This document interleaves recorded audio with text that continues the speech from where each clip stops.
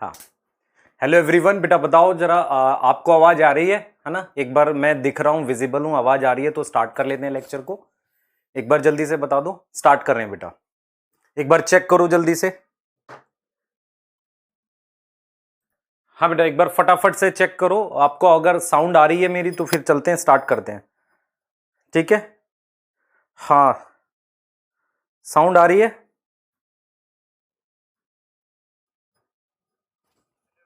ठीक है, हाँ चलिए, साउंड मुझे लग रहा है आपको मेरी आ रही है और अब मैं दिख भी रहा हूं आपको। तो हम लोग टॉपिक स्टार्ट कर लेते हैं। आज का टॉपिक हम लोग जेनेटिक कोड पढ़ेंगे, पर उससे पहले कॉन्सेप्ट है जीन का बेटा, वो हमें पढ़ना है ना। कॉन्सेप्ट ऑफ जीन हमें पढ़ना है, तो ठीक है, क्लियर, सही है। हाउ आर यू बेटा? थोड़ा अभी भी मतलब थ्रोट इन्फेक्शन है, मतलब ऐसा नहीं, ठीक है, कोई दिक्कत नहीं है, पर क्लास चलेगी और कल के लिए आपको बताया जाएगा। तो चलिए स्टार्ट करते हैं, ठीक है बेटा। मेरे कल से अभी तक में 2-3 लेक्चर रिकॉर्ड हो चुके हैं, तो इस वजह से वो हैंड रिटन के लिए मुझे टाइम चाहिए। मतलब मैं आपका बैच जैसे दुबे सर को हैंड ओवर करने से पहले आपको देकर जाऊंगा वो, ठीक है, उसके लिए कोई ऐसा इशू नहीं है, ठीक है। हाँ चलिए स्टार्ट करते हैं बेटा।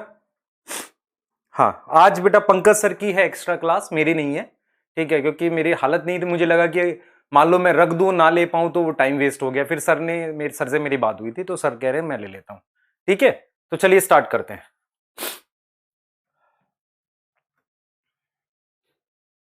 ठीक, चलिए ओके। जैसा हमने क्लास में पढ़ा था, मैंने टाइप ऑफ आरएनए पढ़ाया था, तो मैं थोड़ा सा एक बार वर्बली रिवाइज करूंगा जैसा मैं करता हूं। तो आप सबसे पहले आपने क्या पढ़ा था याद करो। आपने आरएनए पढ़ा था जो राइबोसोम का पार्ट होता है।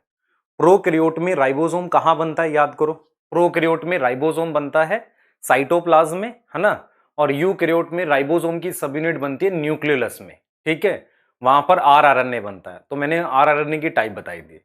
फिर मैंने आपको टीआरएनए बताया था 1 डिग्री, 2 डिग्री, 3 डिग्री स्ट्रक्चर होता है। टीआरएनए का फंक्शनल स्ट्रक्चर कौन सा होता है? आप कहोगे सर टीआरएनए का फंक्शनल स्ट्रक्चर है मेरा कौन सा, बताओ जल्दी सोच के बताओ। 3 डिग्री होता है, ठीक है, ये भी आपने याद करना था।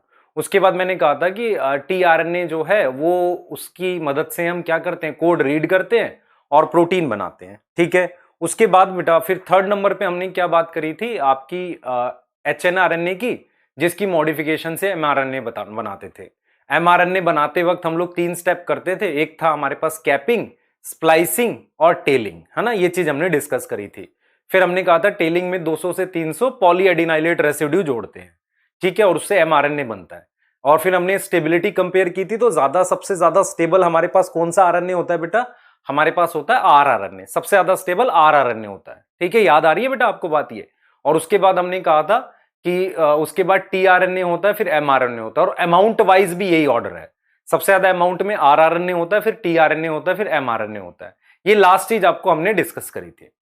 आज सबसे पहले हम एक कॉन्सेप्ट पढ़ेंगे जिसे कॉन्सेप्ट ऑफ जीन कहते हैं।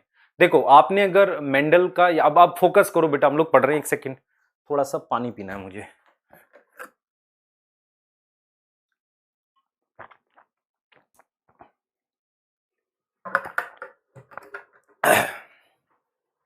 हाँ बेटा, अब सुनो मेरी बात ध्यान से, ठीक है, ध्यान से सुनो, ठीक है, ध्यान से सुनो। अब मैं जो बात कर रहा हूं आपसे, मैंने जो डिस्कस किया था आपसे, हमने आरएनए डिस्कस कर लिया, अब मैं जीन का कॉन्सेप्ट पढ़ रहा हूं। तो जीन क्या होती है? जीन क्या होती है बेटा हमारे पास? जीन वो सेगमेंट है डीएनए का, जैसे हमने मेंडल में क्या पढ़ा था, जीन को हमने बोला था यूनिट ऑफ इनहेरिटेंस। तो यहां पर अगर हम जीन को डिफाइन करते हैं, तो सबसे पहले एक जीन की डेफिनेशन को लेके पूरा पैराग्राफ दे रखा है, कुछ उसमें डिस्कशन है। तो सबसे पहले आज का टॉपिक रहेगा जेनेटिक कोड, उससे पहले हम जीन का कॉन्सेप्ट पढ़ेंगे। तो स्टार्ट कर लेते हैं बेटा जीन के कॉन्सेप्ट को पढ़ना।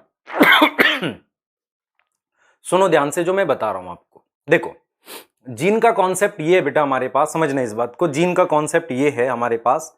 एनसीईआरटी ने जब मेंडल पढ़ाया था तो आपको ये बोला था जीन क्या होता है, यूनिट ऑफ इनहेरिटेंस होता है, मतलब कोई भी ऐसी यूनिट जो किसी ट्रेट को कंट्रोल करती है। और हम अगर मॉलिक्यूलर लेवल पे कहते हैं तो इट इज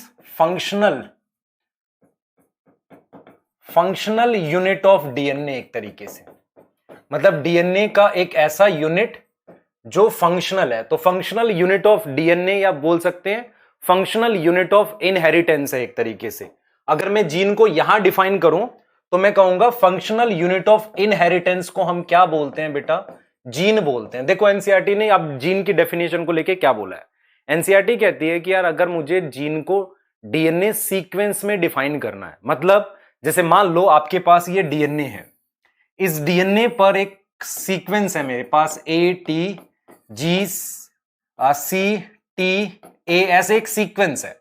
तो हम ये कहते हैं कि इस बात में कोई डाउट नहीं है कि जीन डीएनए पर होती है, लेकिन उसको एक सीक्वेंस के फॉर्म में बताना कि ए टी जी सी ये एक जीन है ऐसे करके, वो बताना थोड़ा डिफिकल्ट होता है।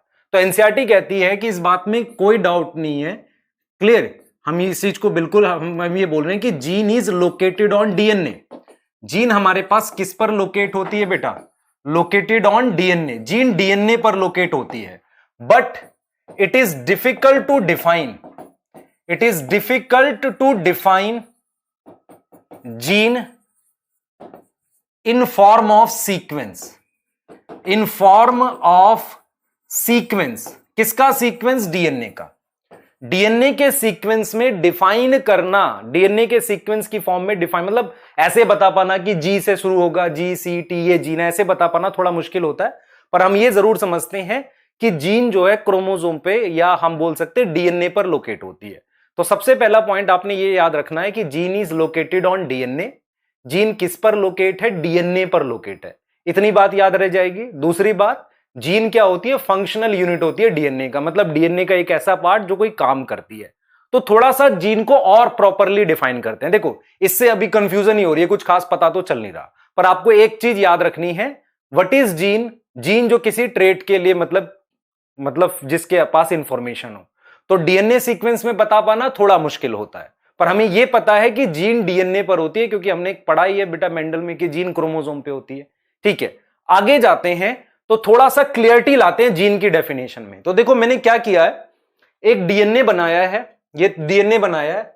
इस डीएनए से मान लो आपके पास एमआरएनए बन रहा है, ध्यान से सुनना, इससे आपके पास एमआरएनए बन रहा है, इससे आपके पास मान लो आरआरएनए बन रहा है, और इससे आपके पास टीआरएनए बन रहा है।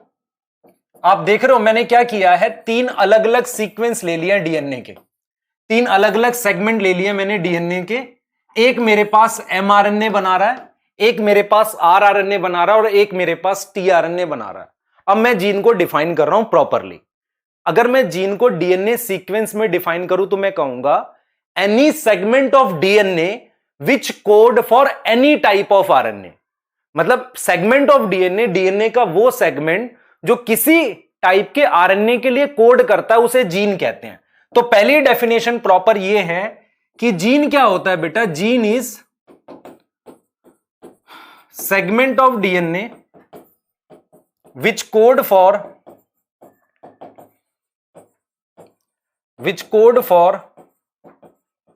एनी टाइप ऑफ आरएनए, जो किसी भी तरीके के आरएनए के लिए कोड करता है, उसे हमने क्या बोल दिया बेटा, जीन बोल दिया। तो जीन क्या हो गया, एक ऐसा सेगमेंट हो गया डीएनए का जो किसी भी तरीके का आरएनए बनाता है, चाहे वो एमआरएनए बनाए, चाहे वो टीआरएनए बनाए, चाहे वो आरआरएनए बनाए।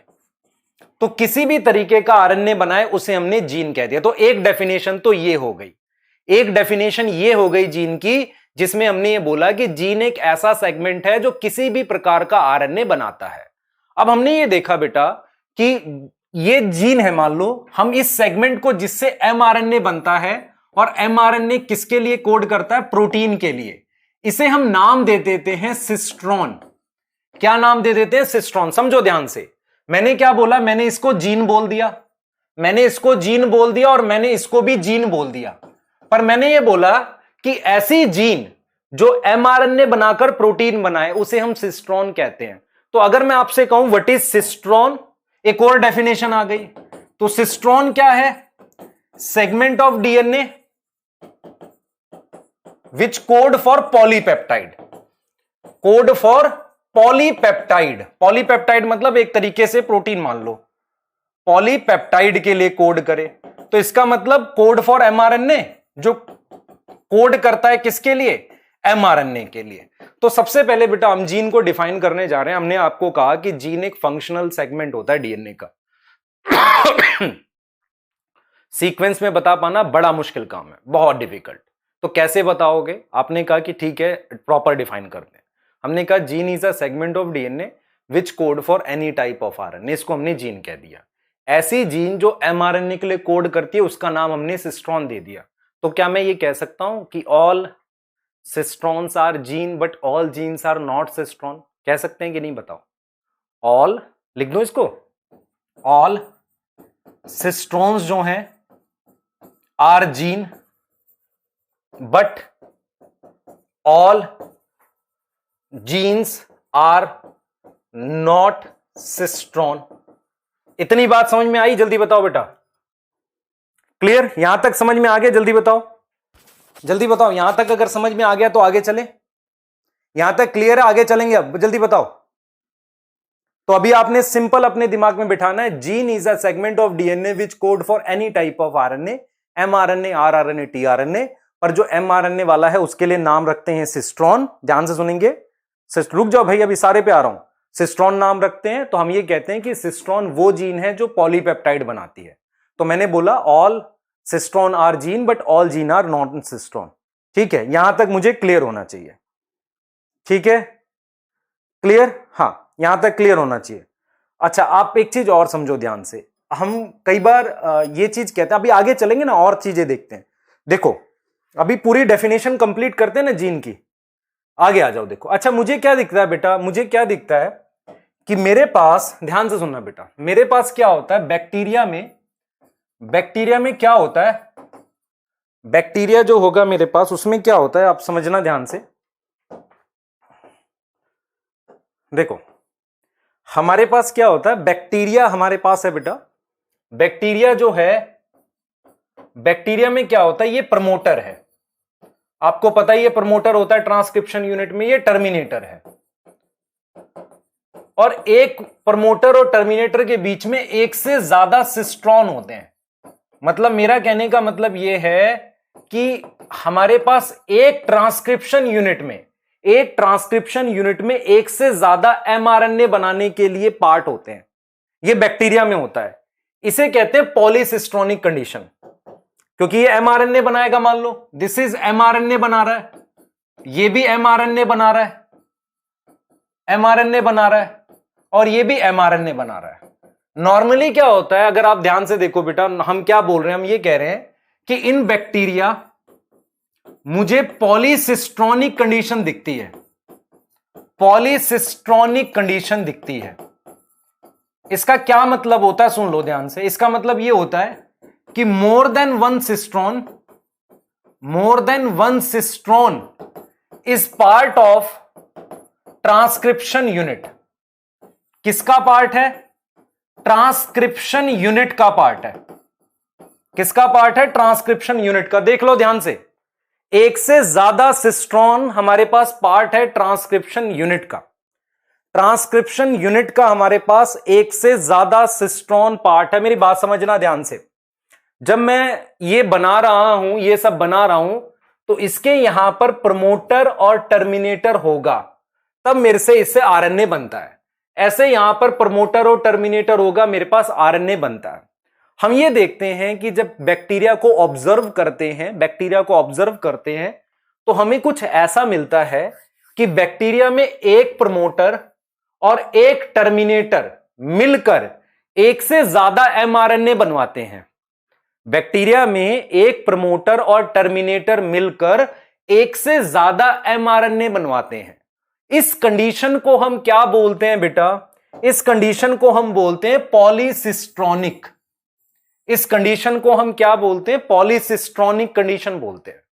पॉलीसिस्ट्रोनिक कंडीशन का क्या मतलब होता है, समझना ध्यान से।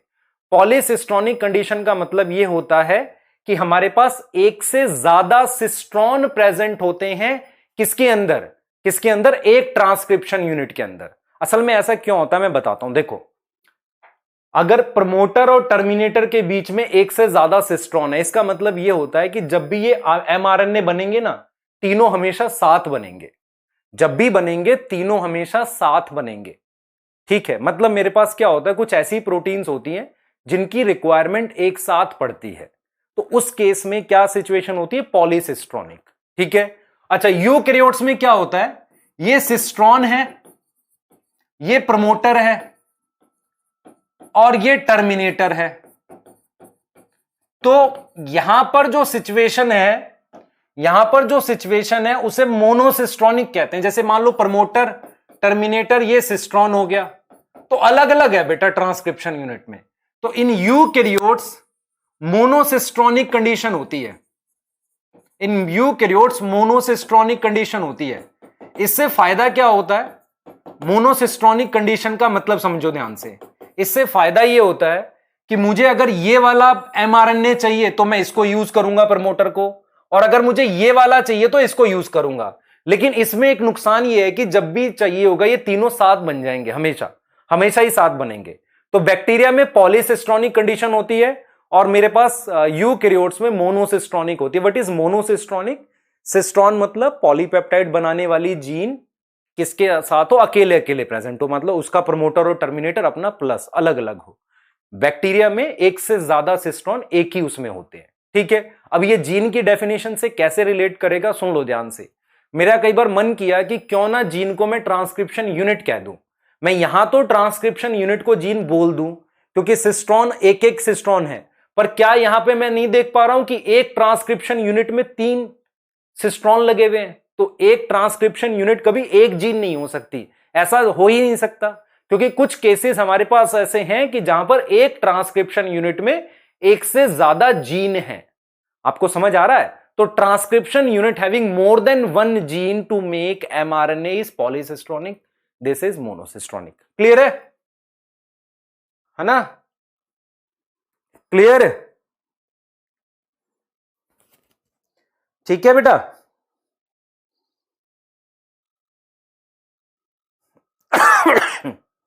साहिल पढ़ ले यार, कैसी बात कर रहा है, कुछ और डिस्कस कर, मैं क्या पढ़ा रहा हूं। यहां तक क्लियर है बच्चे?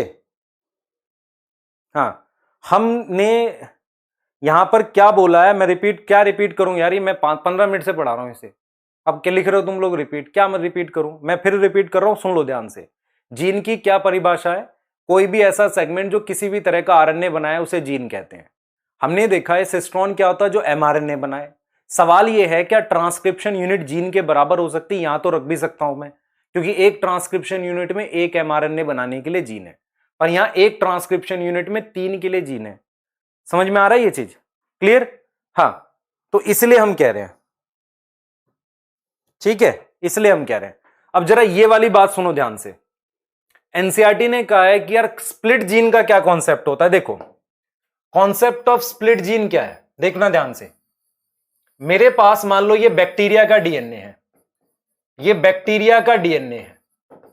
बैक्टीरिया के डीएनए से मेरे पास जो एमआरएनए बनता है वो डायरेक्टली एमआरएनए बन जाता है, एमआरएनए बन जाता है।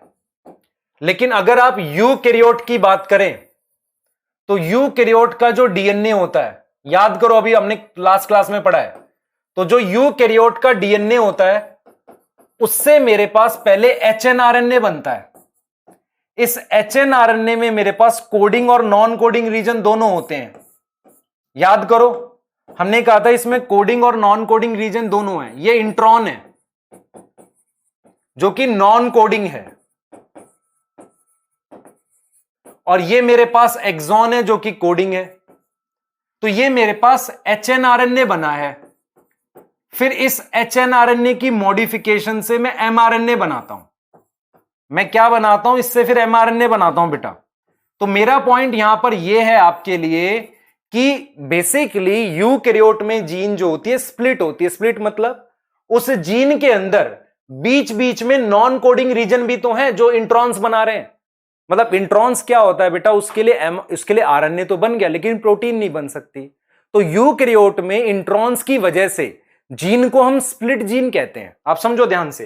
तो हम क्या करते हैं, इन यूकैरियोट प्रेजेंस ऑफ क्या, introns make gene as split gene, इसको हम स्प्लिट जीन कहते हैं। तो नीट में एक साल क्वेश्चन आया था बेटा, उसने क्या किया था, उसने कहा था कि स्प्लिट जीन किस में प्रेजेंट होती है। मान लो उसने नॉस्टॉक दे दिया, उसने बैक्टीरिया के एग्जाम्पल दे दिए और उसमें एक यूकैरियोटिक सेल लिखा था, तो उसने 3 एग्जाम्पल बैक्टीरिया के थे, एक यूकैरियोटिक सेल था। तो स्प्लिट जीन हमारे पास किसका फीचर है, यूकैरियोट का, जिसमें इंट्रॉन्स है। देखो इंट्रॉन्स नॉन कोडिंग होता है, उससे प्रोटीन तो बननी नहीं है, तो नॉन कोडिंग रीजन अगर डीएनए में तो है ना, ये ऐसा है ना, इंट्रॉन्स तो डीएनए में होते ही हैं क्योंकि वो बने हैं, देख रहे हो भाई यहां पर डीएनए में ये जो जीन है इसमें कहीं ना कहीं इंट्रॉन्स तो है ही ना भाई, डीएनए में इंट्रॉन्स के लिए कोड तो है ही। तो इसका मतलब ये हुआ कि यूकैरियोट की जीन जो है उसे स्प्लिट जीन कहते हैं क्योंकि उसमें नॉन कोडिंग रीजन बीच बीच में है। यहां तक समझ में आ रही है, इसे हम स्प्लिट जीन कहते हैं बेटा, क्लियर। इसे हम क्या बोल रहे हैं, स्प्लिट जीन।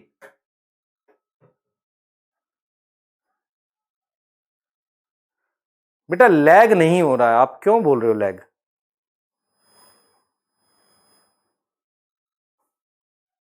नीतीश आप नए नए हो बैच में, तो एक बार बैकलॉग करने का देखो कैसे करोगे। वॉइस लैग, वॉइस लैग कैसे हो सकता है।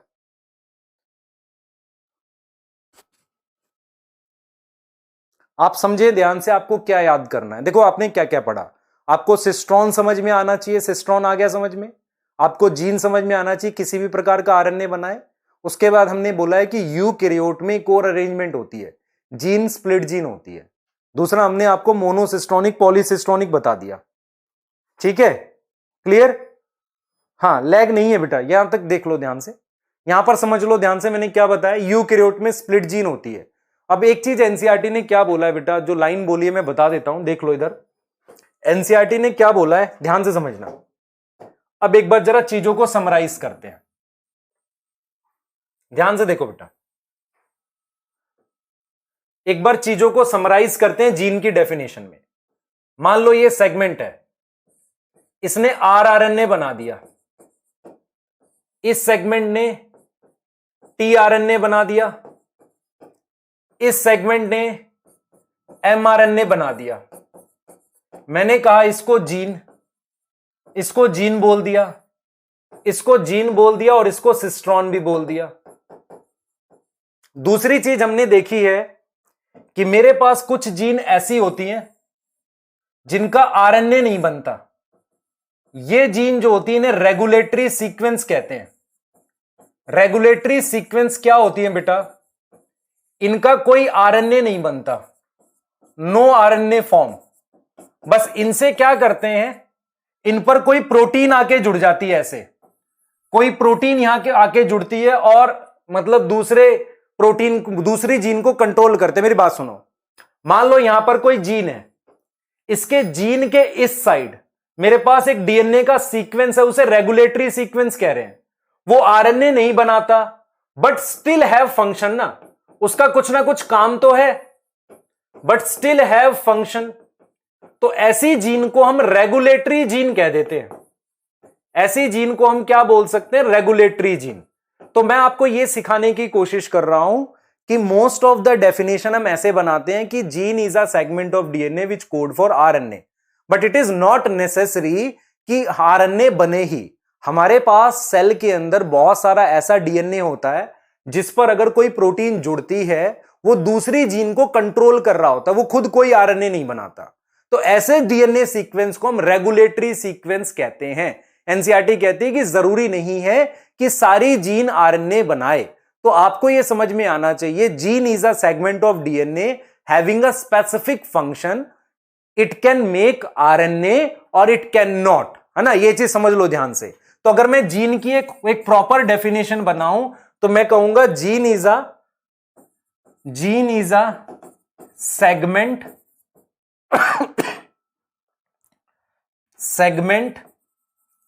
और सीक्वेंस ऑन डीएनए विच क्या करेगा, which code which can code for RNA और having some other function, some other regulatory function, control करने वाले फंक्शन। अब ये मेरे पास डेफिनेशन हो गई है जीन की। यहां तक समझ में आ गया? बोलो जल्दी, यहां तक करो बेटा। हम बेटा रेगुलेटरी को जीन कह सकते हैं, बिल्कुल कह सकते हैं, काम कर रहा है। आपको यह समझ में आना चाहिए, हर वो चीज जीन हो सकती है जिसका कोई काम हो, जरूरी नहीं है वो आरएनए बना रहा हो, कुछ और भी काम कर रहा होगा तो जीन बोलेंगे। बेटा बोल तो रहा हूं रेगुलेटरी फंक्शन। अब रेगुलेटरी फंक्शन आगे पढ़ेंगे हम लोग, नेक्स्ट टॉपिक जब पढ़ेंगे regulation of gene expression.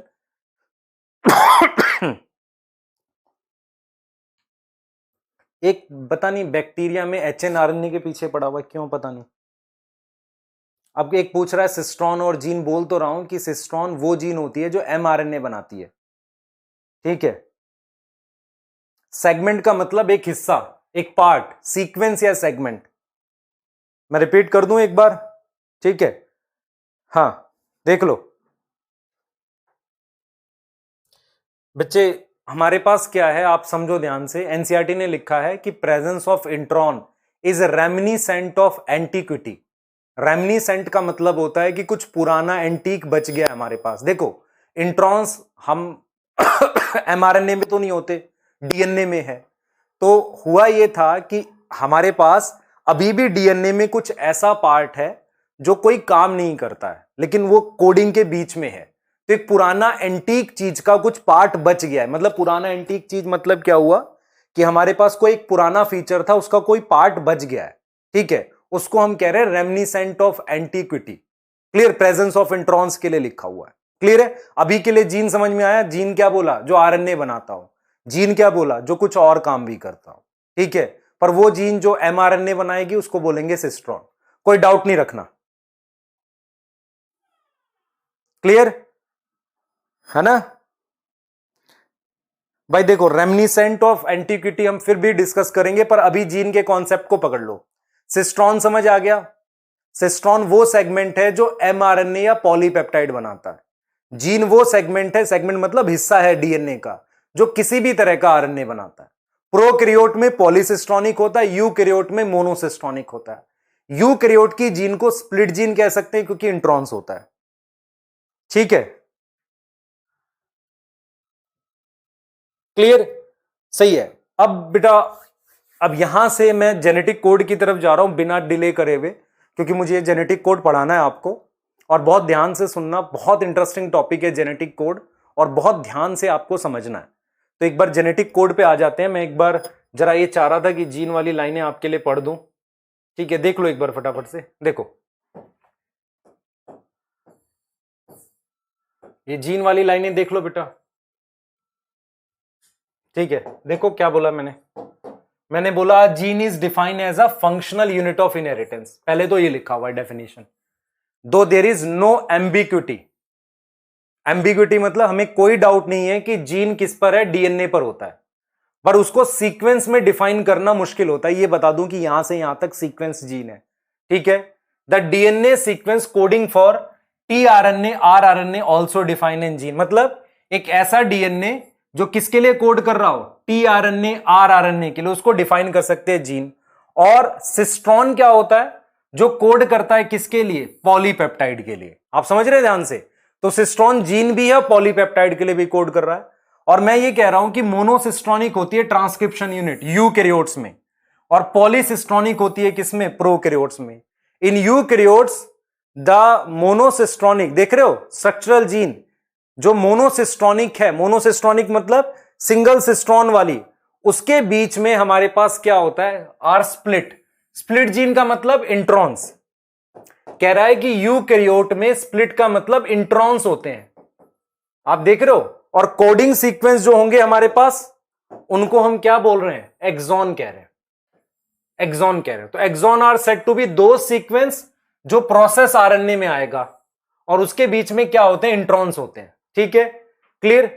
Split gene arrangement further थोड़ा सा कॉम्प्लिकेट कर देता है डेफिनेशन ऑफ जीन को।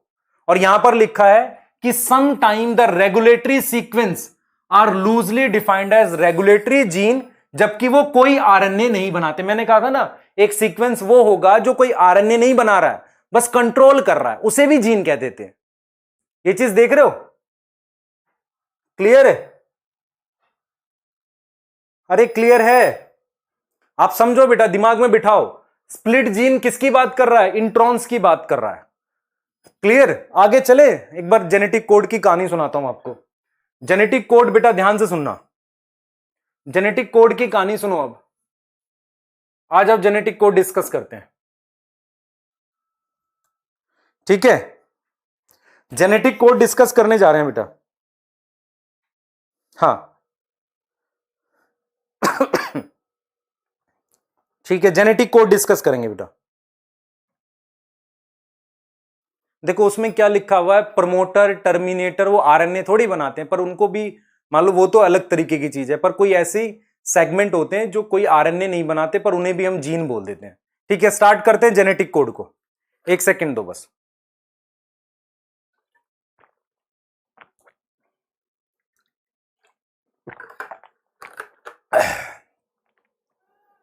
चलो अब हम जेनेटिक कोड की बात कर रहे हैं, ठीक है?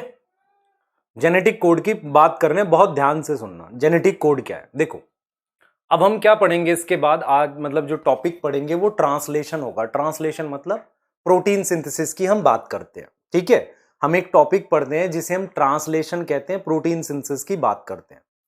एनसीईआरटी ने आपको बोला है, ध्यान सुनना, एनसीईआरटी ने क्या बोला। देखो जेनेटिक कोड को का टॉपिक की जरूरत क्यों पड़ी, मतलब हमें जरूरत क्या है, एक अलग से टॉपिक पढ़ रहे हैं जेनेटिक कोड। ऐसा हमने ना डीएनए रेप्लिकेशन के टाइम पर पढ़ा और ना ट्रांसक्रिप्शन के टाइम पर पढ़ा, पर ट्रांसलेशन पढ़ने से पहले मुझे एक टॉपिक की जरूरत पड़ी जिसे हम जेनेटिक कोड कहते हैं, ठीक है? ये क्या है टॉपिक, इसे हमें समझना है आज, ठीक है? इसे ध्यान से समझना, ये है क्या एग्जैक्टली टॉपिक। तो अपना एक फोकस बनाते हैं और चीजों को सुनते हैं ध्यान से। देखो क्या मैं कह रहा हूं, मैं ये कह रहा हूं बेटा, एनसीईआरटी कहती है कि जब हम डीएनए रेप्लिकेशन करते हैं, तो मैं एक डीएनए से दूसरा डीएनए बना रहा हूं जिसमें डीएनए टेम्पलेट की तरह काम करता है, और मैं उसका कॉम्प्लीमेंट्री डीएनए बना लेता हूं। ध्यान से सुनेंगे बेटा, एनसीईआरटी कहती है कि मान लो आपके पास ये डीएनए है, ध्यान से समझना, मैं जो टॉपिक समझाऊंगा, ये डीएनए है। तो जब डीएनए से आप डीएनए बनाते हो तो डीएनए ऐसे खुल जाता है और कॉम्प्लीमेंट्री बेस पेयरिंग से आप डीएनए बना लेते हो। और जब डीएनए से आप आरएनए बनाते हो तो आप आरएनए भी में भी कॉम्प्लीमेंट्री बेस पेयरिंग फॉलो करते हो। मान लो आपने आरएनए बनाया डीएनए से, और डीएनए से आपने डीएनए बनाया, मान लो डीएनए से डीएनए बनाया, तो एनसीईआरटी क्या बोलती है? एनसीईआरटी कहती है कि डीएनए रेप्लिकेशन और ट्रांसक्रिप्शन प्रोसेस में कॉम्प्लीमेंट्री बेस पेयरिंग फॉलो होता है। इसका मतलब यह हुआ कि एक न्यूक्लियोटाइड की मदद से दूसरा न्यूक्लियोटाइड की चेन बना रहे हो। डीएनए न्यूक्लियोटाइड की चेन है, आप उसकी हेल्प से दूसरे न्यूक्लियोटाइड की चेन बना रहे हो। यह बात समझो, अपने दिमाग में बिठाओ इसे। एनसीईआरटी ने क्लियरली बोला है कि डीएनए रेप्लिकेशन और ट्रांसक्रिप्शन दोनों जो हैं वो कॉम्प्लीमेंट्री बेस पेयरिंग से होता है, जिसे पता लगाना या कॉन्सेप्चुलाइज करना, मतलब उसका आइडिया लगाना उतना मुश्किल नहीं है। लेकिन जब आप ट्रांसलेशन करते हो तो आप आरएनए जो कि न्यूक्लियोटाइड का बना हुआ है उससे आप अमीनो एसिड बनाते हो। आप समझ रहे हो, दोनों अलग अलग चीजें हैं केमिकली। तो मैं ये कहना चाह रहा हूं बेटा कि डीएनए रेप्लिकेशन और ट्रांसक्रिप्शन का पता लगाना इतना मुश्किल काम नहीं था। रीजन ये है क्योंकि हम एक ही जैसे मॉलिक्यूल्स को मतलब बना रहे हैं। लेकिन जब हम बात करते हैं ट्रांसलेशन की, उसमें हम क्या करते हैं, आरएनए से प्रोटीन बनाते हैं। आरएनए किसका बना हुआ है? आप कहोगे सर न्यूक्लियोटाइड का। प्रोटीन किसकी बनी हुई है? अमीनो एसिड की। तो एक अलग तरह का मॉलिक्यूल, न्यूक्लियोटाइड का बना हुआ एक अलग तरह के मॉलिक्यूल के लिए इंफॉर्मेशन रखे हुआ है। इसका मतलब यह हुआ कि अगर मैं आपसे कहूं, आप कंप्यूटर थोड़ा बहुत अगर आप जानते हैं कि कंप्यूटर में एक लैंग्वेज होती है जिसे आप क्या बोलते हो बेटा, एक लैंग्वेज होती है जिसे आप कहते हो कि भाई ये लैंग्वेज है 01001 ऐसे करके लैंग्वेज होती है। उससे आप दूसरी लैंग्वेज में कन्वर्ट करते हो, तो एक तरीके से उस लैंग्वेज में कोड है ना। ऐसे ही हम ये मानते हैं कि ये जो आरएनए है, इस आरएनए में न्यूक्लियोटाइड का सीक्वेंस है, तो इसके अंदर एक कोड है। वो कोड जो इसके अंदर है वो अमीनो एसिड में कन्वर्ट होता है, तो उस कोड को हम कहते हैं जेनेटिक कोड। तो हमने यहां पर ये समझा, बेसिक ये है बेटा कि DNA replication and transcription is based on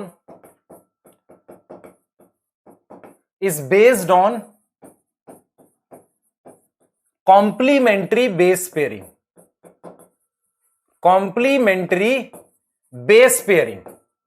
इस पर मतलब वो बेस था, which is easy to conceptualize, जिसको पता लगाना, प्रिडिक्ट करना, कॉन्सेप्चुलाइज करना आसान था, क्योंकि दोनों केस में in both process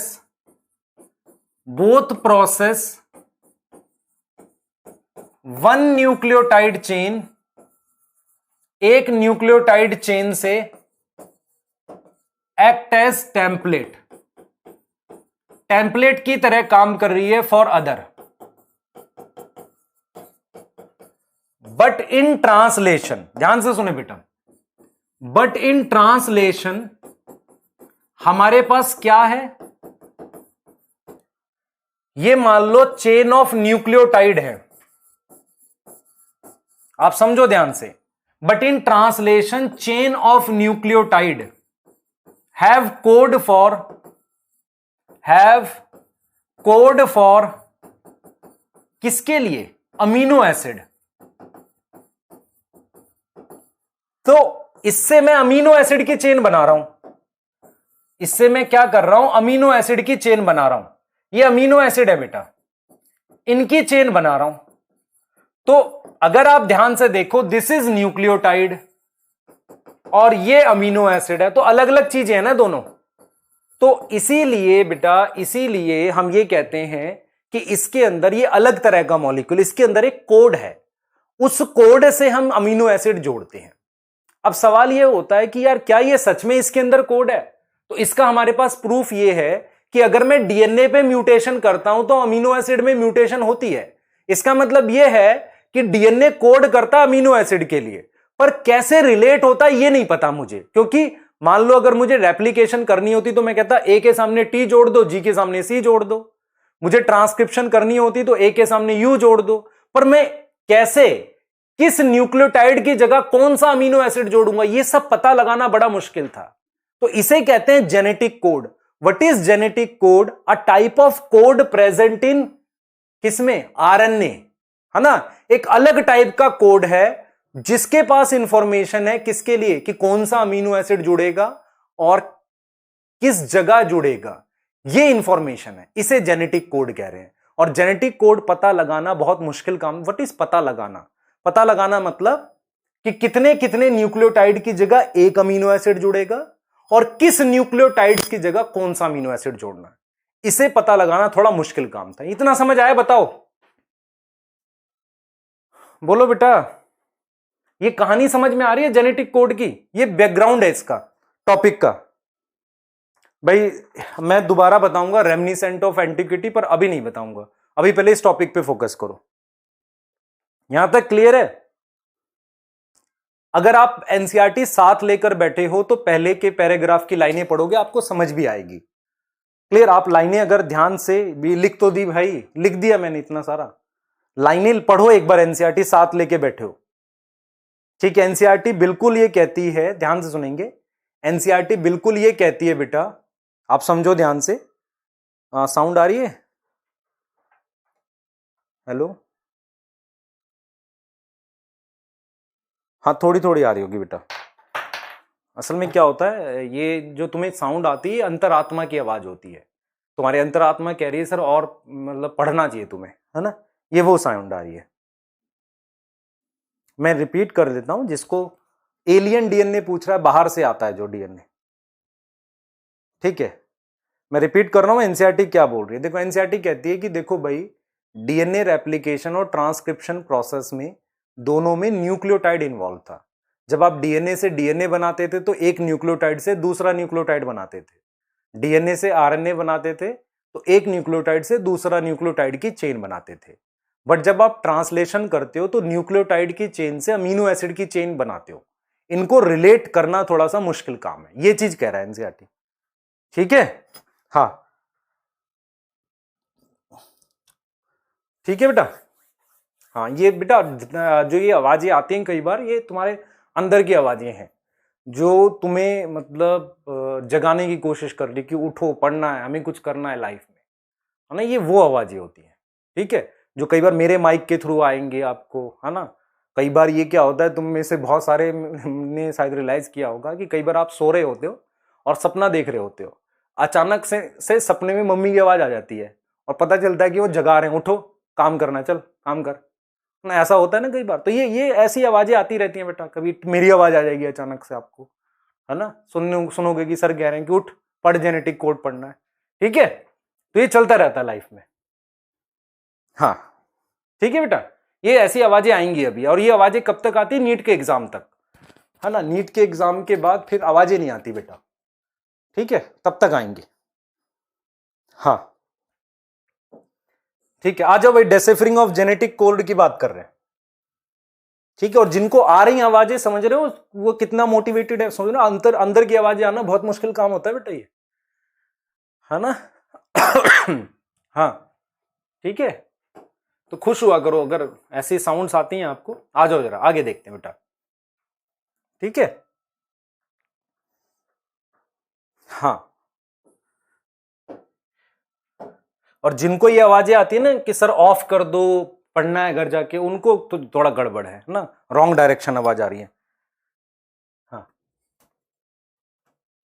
ठीक है। चलो आगे चलते हैं बेटा, ध्यान से सुनो मैं क्या बोल रहा हूं। मैं ये कह रहा हूं बच्चे मैं ये कह रहा हूं कि इन ट्रांसलेशन क्या होता है, इंफॉर्मेशन ऑफ न्यूक्लियोटाइड, मैं लिख रहा हूं उस बात को जो मैं बोल रहा था, of nucleotide converted into amino acid sequence.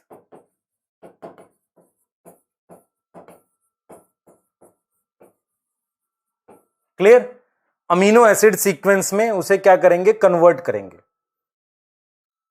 Clear, हाँ अमीनो एसिड सीक्वेंस में कन्वर्ट करते हैं। Since both are unrelated, both are unrelated का क्या मतलब हुआ, एमआरएनए जो है वो किसका बना हुआ है, न्यूक्लियोटाइड का, और मेरे पास अमीनो एसिड का ये प्रोटीन होती है, मान लो प्रोटीन किसकी बनी है, अमीनो एसिड की। तो आपको ये समझ में आना चाहिए बेटा, आपको ये समझ में आना चाहिए कि genetic code means RNA have information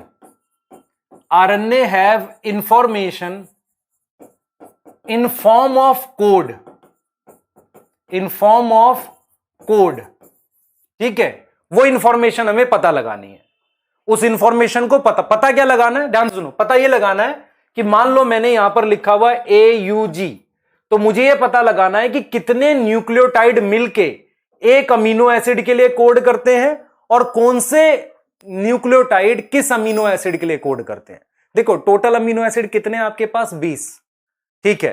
clear, total amino acid है 20। तो आपको यह पता लगाना है कि कितने कितने न्यूक्लियोटाइड किस अमीनो एसिड के लिए कोड करता है, यह सब पता लगाना है। तो उसे हम क्या कहते हैं, उसे हम लिखते हैं डेसिफरिंग ऑफ जेनेटिक कोड। डेसिफरिंग का मतलब होता है एक तरीके से कोड को डीकोड करना, कोड को क्या करना, रिवील करना। रिवील मतलब पता लगाना। तो कोड को रिवील करने का डेसिफरिंग का मतलब होता है कि how many nucleotide code for one amino acid के लिए कितने न्यूक्लियोटाइड कोड करेंगे, and which nucleotide group code for which amino acid,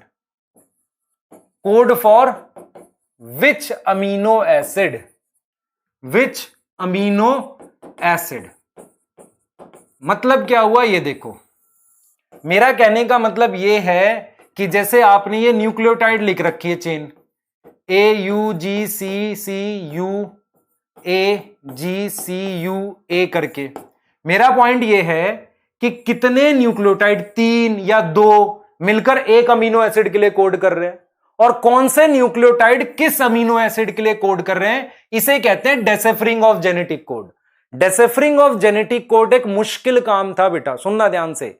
NCERT ने एक लाइन लिखी है कि बायोकेमिकल नेचर पता लगाना जेनेटिक मटेरियल का बड़ा मुश्किल था, डीएनए रेप्लिकेशन पता लगाना मुश्किल था, और ये तो और ही ज्यादा मुश्किल था डेसिफरिंग करना, क्योंकि हमें यह पता लगाना था कि कितने न्यूक्लियोटाइड एक अमीनो एसिड के लिए कोड करते हैं और उसमें कौन सा वाला किस अमीनो एसिड के लिए कोड करता है। तो ये डिफिकल्ट काम था। तो डेसिफरिंग वॉज डिफिकल्ट टास्क बेटा, डेसिफरिंग वॉज डिफिकल्ट टास्क, मुश्किल काम था। इसीलिए एनसीईआरटी कहती है साइंटिस्ट फ्रॉम डिफरेंट फील्ड लगे इसमें, साइंटिस्ट फ्रॉम डिफरेंट फील्ड, अलग अलग फील्ड के साइंटिस्ट ने काम किया, अलग अलग फील्ड के साइंटिस्ट ने काम किया। उसमें एक थे मान लो फिजिसिस्ट, फिजिक्स वाले भी लगे, बायोकेमिस्ट, जेनेटिसिस्ट, ऑर्गेनिक केमिस्ट, आप समझ रहे हो, ऑर्गेनिक केमिस्ट, ये लगे हमारे पास। तो हमारे पास फिजिसिस्ट लगे, ठीक है, फिजिसिस्ट लगे, बायोकेमिस्ट लगे, जेनेटिसिस्ट लगे और ऑर्गेनिक केमिस्ट लगे। ये हमारे पास क्या लगे, साइंटिस्ट लगे, क्या करने के लिए, डेसिफरिंग करने के लिए। तो आपको ये समझ में आना चाहिए, मैं रिपीट करूंगा बेटा, डेसिफरिंग शब्द का मतलब आप शायद नहीं समझ पाए बहुत सारे। डेसिफरिंग शब्द का मतलब है डिस्क्राइब करना।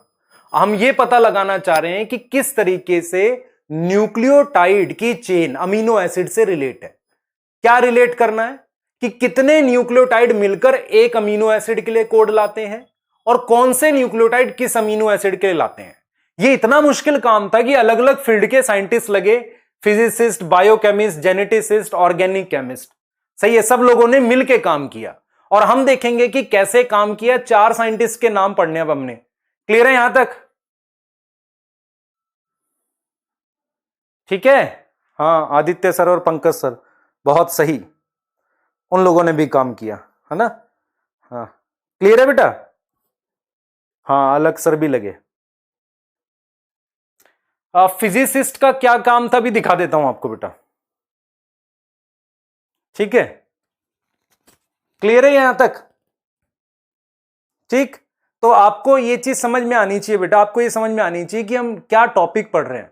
जेनेटिक कोड टॉपिक की इतनी सिग्निफिकेंस है, वो ये कह रहा है कि यार देखो ट्रांसक्रिप्शन और डीएनए रेप्लिकेशन तो बड़ा ही आसान था पता लगाना, क्योंकि कॉम्प्लीमेंट्री बेस पेयरिंग हो रही है। और आपने ये भी तो पढ़ा था, वॉटसन क्रिक ने डिस्कवरी से पहले बता दिया था कि कैसे होती होगी रेप्लिकेशन, इतना ही आसान था। लेकिन ट्रांसलेशन पता लगाने के लिए सबसे मुश्किल काम क्या था, जेनेटिक कोड को डेसिफर करना, कि भाई कैसे वो रिलेट है। ठीक है बेटा, क्लियर, आ जाओ।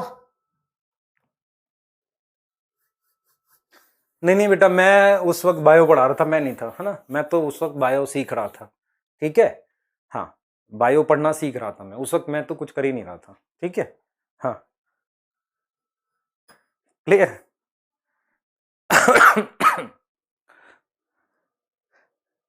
कुंदन सर एडवांस का पेपर बना रहे थे बेटा, है ना। और कुंदन सर जब ये डेसिफरिंग उससे पुराने हैं बेटा, कुंदन सर बहुत पुराने हैं, ठीक है। हाँ ठीक है, चलो आगे करते हैं, चलो आगे पढ़ते हैं बेटा। देखो आगे सुनो ध्यान से समझना। अब मैं कैसे कर रहा हूं बेटा, उन साइंटिस्ट के नाम बता रहा हूं, मेरी बात सुनो ध्यान से। हमने क्या करना है, इंपॉर्टेंट कंट्रीब्यूशन समझना है पहले। ध्यान से देखना बेटा, इंपॉर्टेंट कंट्रीब्यूशन समझना है साइंटिस्ट का। उसमें सबसे पहला नाम है जॉर्ज गैमो का, सबसे पहला नाम है जॉर्ज गैमो। इन्होंने कोई एक्सपेरिमेंट नहीं किया, सिर्फ थ्योरेटिकली बता दिया। ठीक है, मेरी बात सुनना ध्यान से, ध्यान से सुनना बेटा, समझने की कोशिश करना। मान लो, समझना, मैं जो आपको समझाने की कोशिश करूंगा चलो समझते हैं। देखो, मान लो आपके पास ये दोनों एक न्यूक्लियोटाइड है, मान लो ये ए है और ये मान लो जी है। ये न्यूक्लियोटाइड है और ये 4 अमीनो एसिड है। ठीक है, ये न्यूक्लियोटाइड है दोनों और ये 4 अमीनो एसिड है। अगर मैं क्या करता हूं, मैं ध्यान से सुनना मेरी बात ध्यान से सुनना, ये दोनों न्यूक्लियोटाइड है, ये 4 अमीनो एसिड है। मैं कहता हूं कि इस ऑरेंज वाला इसके लिए कोड करता है, तो ठीक है, खत्म। ये वाला इस ब्लू के लिए कोड करता है, खत्म। पर इसके लिए कोड तो नहीं बचा। इसका मतलब यह हुआ कि मेरे पास अकेले अकेले कोड नहीं कर सकते। तो मैं ये लिखूंगा कि ये दोनों मिलकर इसके लिए कोड करें। फिर मैं क्या करूंगा, एक और ऑर्डर में इसको अरेंज करूंगा, कहूंगा ये दोनों इसके लिए कोड करें, फिर हो सकता अकेला उसके लिए कोड करे, ऐसे कुछ करके कोड बनाऊंगा। मतलब मैं ये कहना चाह रहा हूं आपको कि मान लो टोटल आपके पास ये जो है, ध्यान सुनेंगे बेटा, टोटल ये 4 अमीनो एसिड हैं और टोटल न्यूक्लियोटाइड हैं 2। तो एक एक अगर एक के लिए कोड कर देगा तो फिर 2 के लिए तो कोड मिलेगा ही नहीं। सेम सिचुएशन यहां थी जो जॉर्ज गैमो के सामने थी। समझना ध्यान से बेटा, जॉर्ज गैमो के सामने सेम सिचुएशन थी। जॉर्ज गैमो के सामने सेम सिचुएशन थी। उनको यह पता था कि टोटल न्यूक्लियोटाइड कितने हैं, टोटल न्यूक्लियोटाइड कितने हैं। मैंने कहा भाई 4 हैं। और टोटल अमीनो एसिड कितने हैं, 20। अगर मैं एक टोटल अमीनो एसिड बेटा जो प्रोटीन के अंदर होते हैं उन्हें स्टैंडर्ड अमीनो एसिड कहते हैं, 20 हैं। तो मान लो मैं ए जी यू सी, ये ए यू जी सी 4 कोड है आपके पास, ये टोटल न्यूक्लियोटाइड 4 है। अगर मैं अकेले अकेले को कोड करूं, मैं कहूं कि ए कोड करे 1 अमीनो एसिड के लिए, तो टोटल 4 अमीनो एसिड के लिए तो कोड मिलेगा। तो उन्होंने कहा कि इफ 1 न्यूक्लियोटाइड, सिर्फ ए मान लो या यू मान लो, code for 1 amino acid, code for 1 amino acid, तो टोटल कितने कोड आएंगे, 4 कोड आएंगे। पर रिक्वायर कितने कोड, कितने चाहिए मुझे कोड चाहिए 20। तो इनसफिशिएंट हो गया ना, काफी नहीं है। मैंने कहा एक काम करो, 2 न्यूक्लियोटाइड को साथ रीड करो। 2 साथ रीड करने का मतलब ए यू को साथ पढ़ो, ए जी को साथ पढ़ो, ए सी को साथ पढ़ो, 2 न्यूक्लियोटाइड को साथ पढ़ो। तो आपने मान लो ए यू को साथ पढ़ा, यू ए हो गया, ऐसे यू जी यू सी, समझ रहे हो, ऐसे करके, ऐसे 2-2 करके साथ रीड करो। तो मैं इस चीज को ऐसे लिख रहा हूं कि 2 न्यूक्लियोटाइड एट अ टाइम। अगर मैं 2 nucleotide at a time read करूंगा, टाइम, इसका मतलब 4 की पावर 2 16 कोड हो गए। देखो 16 कैसे आएंगे, देखो मैं कैसे लिख रहा हूं, ए यू एक कोड है, यू ए दूसरा कोड है, ए जी जी ए, फिर यू जी यू सी, जी जी जी सी, ऐसे करते करते 16 कोड आ जाएंगे। तो टोटल अमीनो एसिड कितने बेटा, आपको पता है टोटल अमीनो एसिड कितने हैं, आप कहोगे 20, अभी भी इनसफिशिएंट है। तो फिर क्या हुआ, बेटा, हमारे पास 3 ले लेते हैं, 3 न्यूक्लियोटाइड ले लेते हैं एक बार में, एट अ टाइम 3 न्यूक्लियोटाइड ले लेते हैं। तो हम लिखते हैं 4 की पावर 3, 64 कोड आएंगे। मतलब मैं एक बार में जैसे ए यू जी ऐसे कर दिया, ए यू सी ऐसे कर करके 64 कोड आएंगे। 64 कोड, टोटल अमीनो एसिड कितने हैं, 20। तो ये ज्यादा हो गए, बल्कि सफिशिएंट। टोटल अमीनो एसिड कितने बेटा, 20। तो इसका मतलब ये सफिशिएंट हो गए। तो जॉर्ज गैमो ने कोई एक्सपेरिमेंट नहीं किया बेटा, जॉर्ज गैमो ने कोई एक्सपेरिमेंट ही नहीं किया। फिजिसिस्ट थे ये फिजिसिस्ट थे, है ना, फिजिसिस्ट थे। इन्होंने डायरेक्ट क्या किया, ऐसा अंदाजा लगा लिया कि भाई अगर मैं ध्यान से देखूं, इन्होंने कैसे अंदाजा लगाया, उन्होंने देखा कि यार अगर मैं एक न्यूक्लियोटाइड से एक अमीनो एसिड का कोड लिखूंगा तो नहीं बनेगा, मुझे 3 चाहिए कम से कम। तो इसको उन्होंने बोला कि जेनेटिक कोड ट्रिपलेट होता है। ट्रिपलेट का क्या मतलब होता है? ट्रिपलेट का मतलब होता है 3 न्यूक्लियोटाइड टुगेदर एक साथ कोड करते हैं। क्लियर है? समझ आया? ठीक है बेटा। ठीक है, अब मेरी बात सुनो ध्यान से। अगर टोटल अमीनो एसिड 15 होते तो डबलेट से काम चल जाता। डबलेट मतलब 4 की पावर 2 से काम चल जाता। आ रहा है समझ? जल्दी बोलो बेटा, देख लो बेटा, जल्दी बोलो।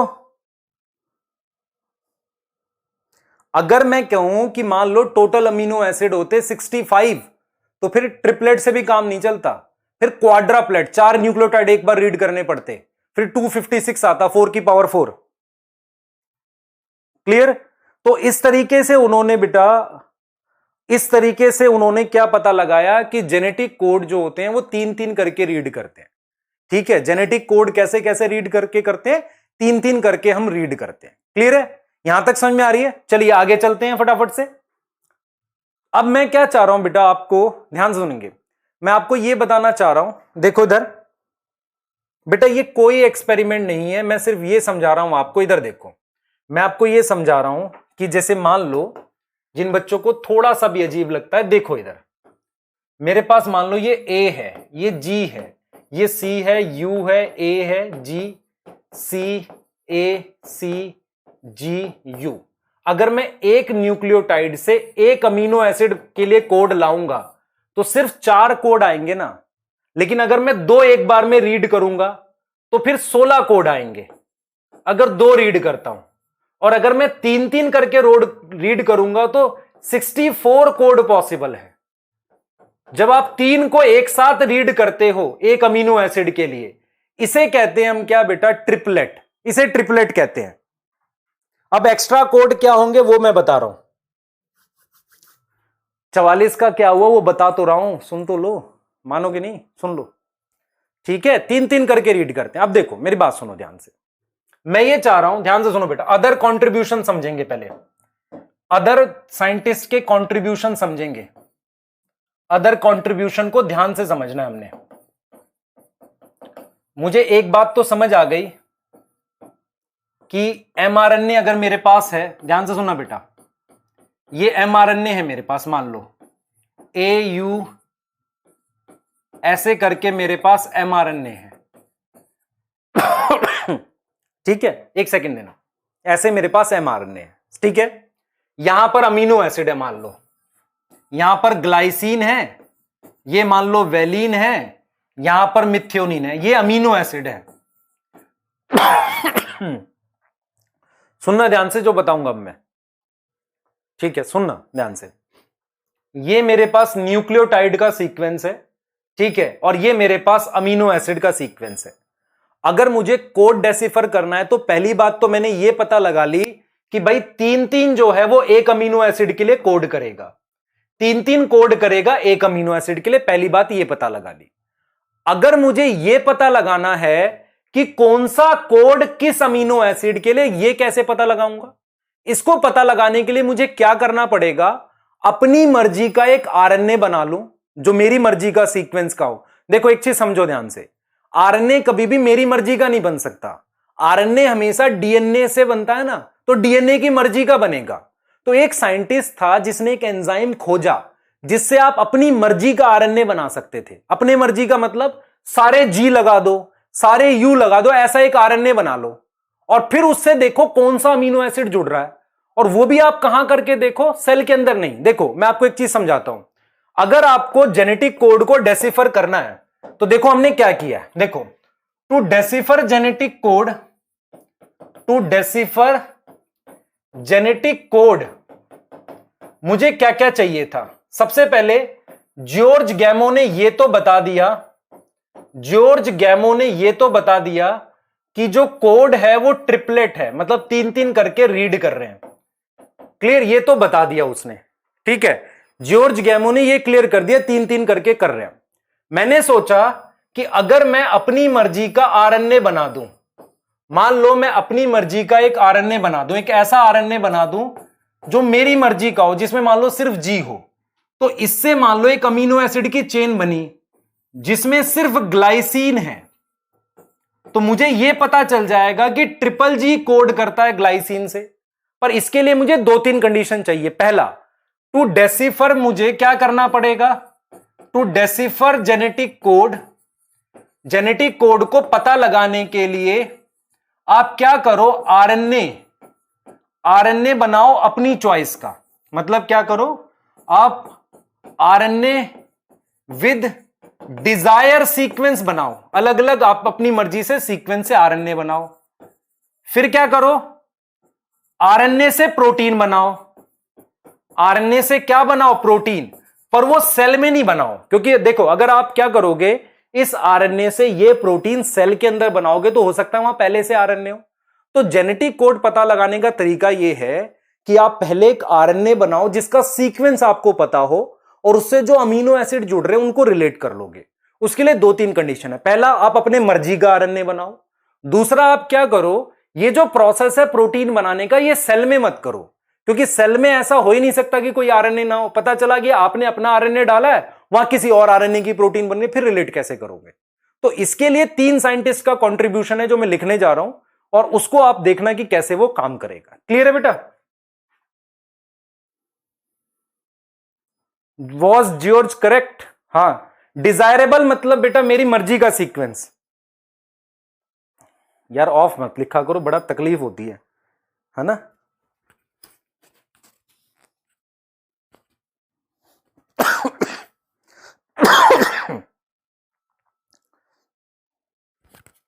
ठीक है, हाँ ठीक है, चलो आगे देखते हैं एक बार जरा।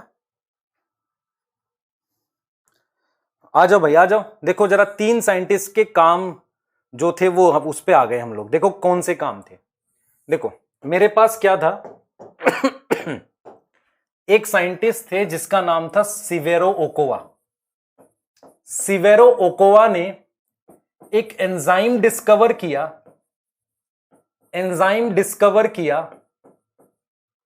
ठीक है, जिसका नाम था नेम एज पॉलीन्यूक्लियोटाइड फॉस्फोराइलेज। ये जो एंजाइम था ये टेम्पलेट फ्री आरएनए बनाता है, मतलब हमारे मर्जी का आरएनए बना सकता है।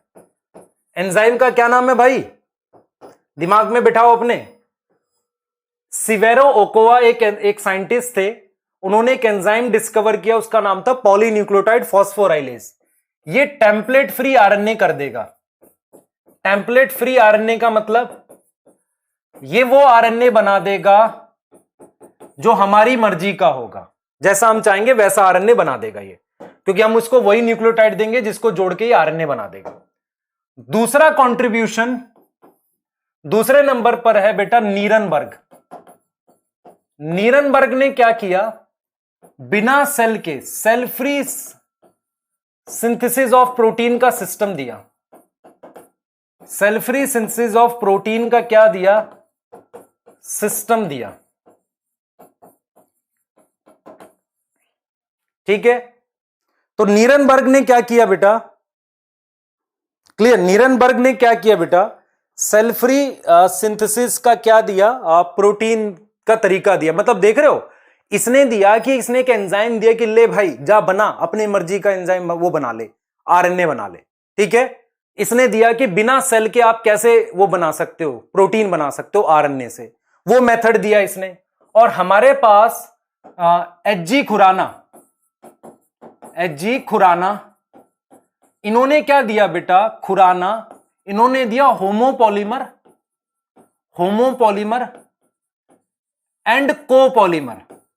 अब अगर आप इस शब्द के मीनिंग समझे, अगर कोई न्यूक्लियोटाइड बार बार रिपीट हो रहा है, तो अगर सेम चीज रिपीट हो रही है तो इसको होमोपॉलीमर कहना चाहिए।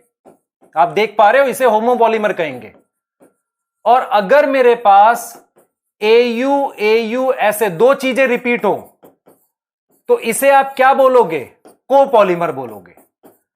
तो आप देखो ध्यान से, इन तीनों के कंट्रीब्यूशन की मदद से हम ये पता लगा पाए, अलग अलग कॉम्बिनेशन के आरएनए बनाते थे और उससे हमने सारे जेनेटिक कोड पता कर लिया। हमने बता लिया कि कौन न्यूक्लियोटाइड किसके लिए कोड कर रहा है। हमने टेस्ट ट्यूब ली, ऐसे मान लो बीकर लिया, उस बीकर में हमने अपने मर्जी का आरएनए बनाया। अपने मर्जी का आरएनए मतलब हमने मान लो ट्रिपल यू ऐसे वाला आरएनए बनाया। किसका एंजाइम यूज किया? इसका एंजाइम यूज किया और मैंने क्या बना दिया? ये होमोपॉलीमर बनाया। और यहां से मेरे पास जो अमीनो एसिड जुड़ा वो कौन सा था? Phenyl alanine. तो सिर्फ फिनाइल एलानिन की चेन बनी। तो जो पहला अमीनो एसिड डेसिफर हुआ ना, मतलब पहला अमीनो एसिड जिसका कोड पता चला, वो फिनाइल एलानिन था।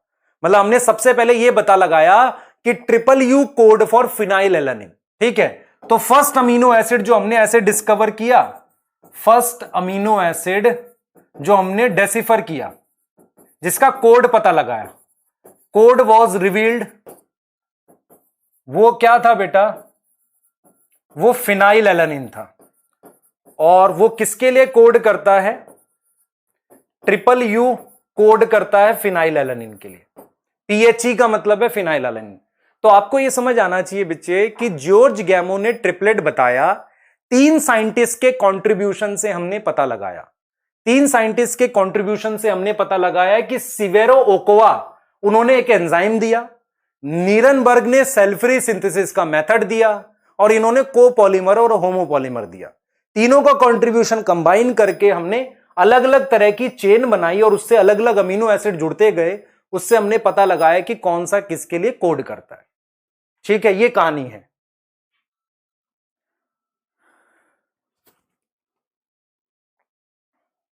बेटा एच जी खुराना शायद इंडियन ओरिजिन होंगे, प्रॉपर इंडियन तो शायद नहीं होना चाहिए, है ना? क्लियर है? ठीक है बेटा। और बहुत खुश होने वाली बात नहीं है बेटा, हम लोग बहुत पीछे हैं रिसर्च में, हमें बहुत काम की जरूरत है। हमें कि इंडियन का नाम आ जाता है बाहर से, हम बहुत खुश हो जाते हैं, तो बहुत काम करने की जरूरत है ना बेटा, है?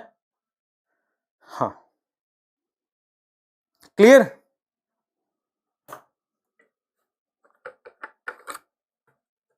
क्लियर है बेटा?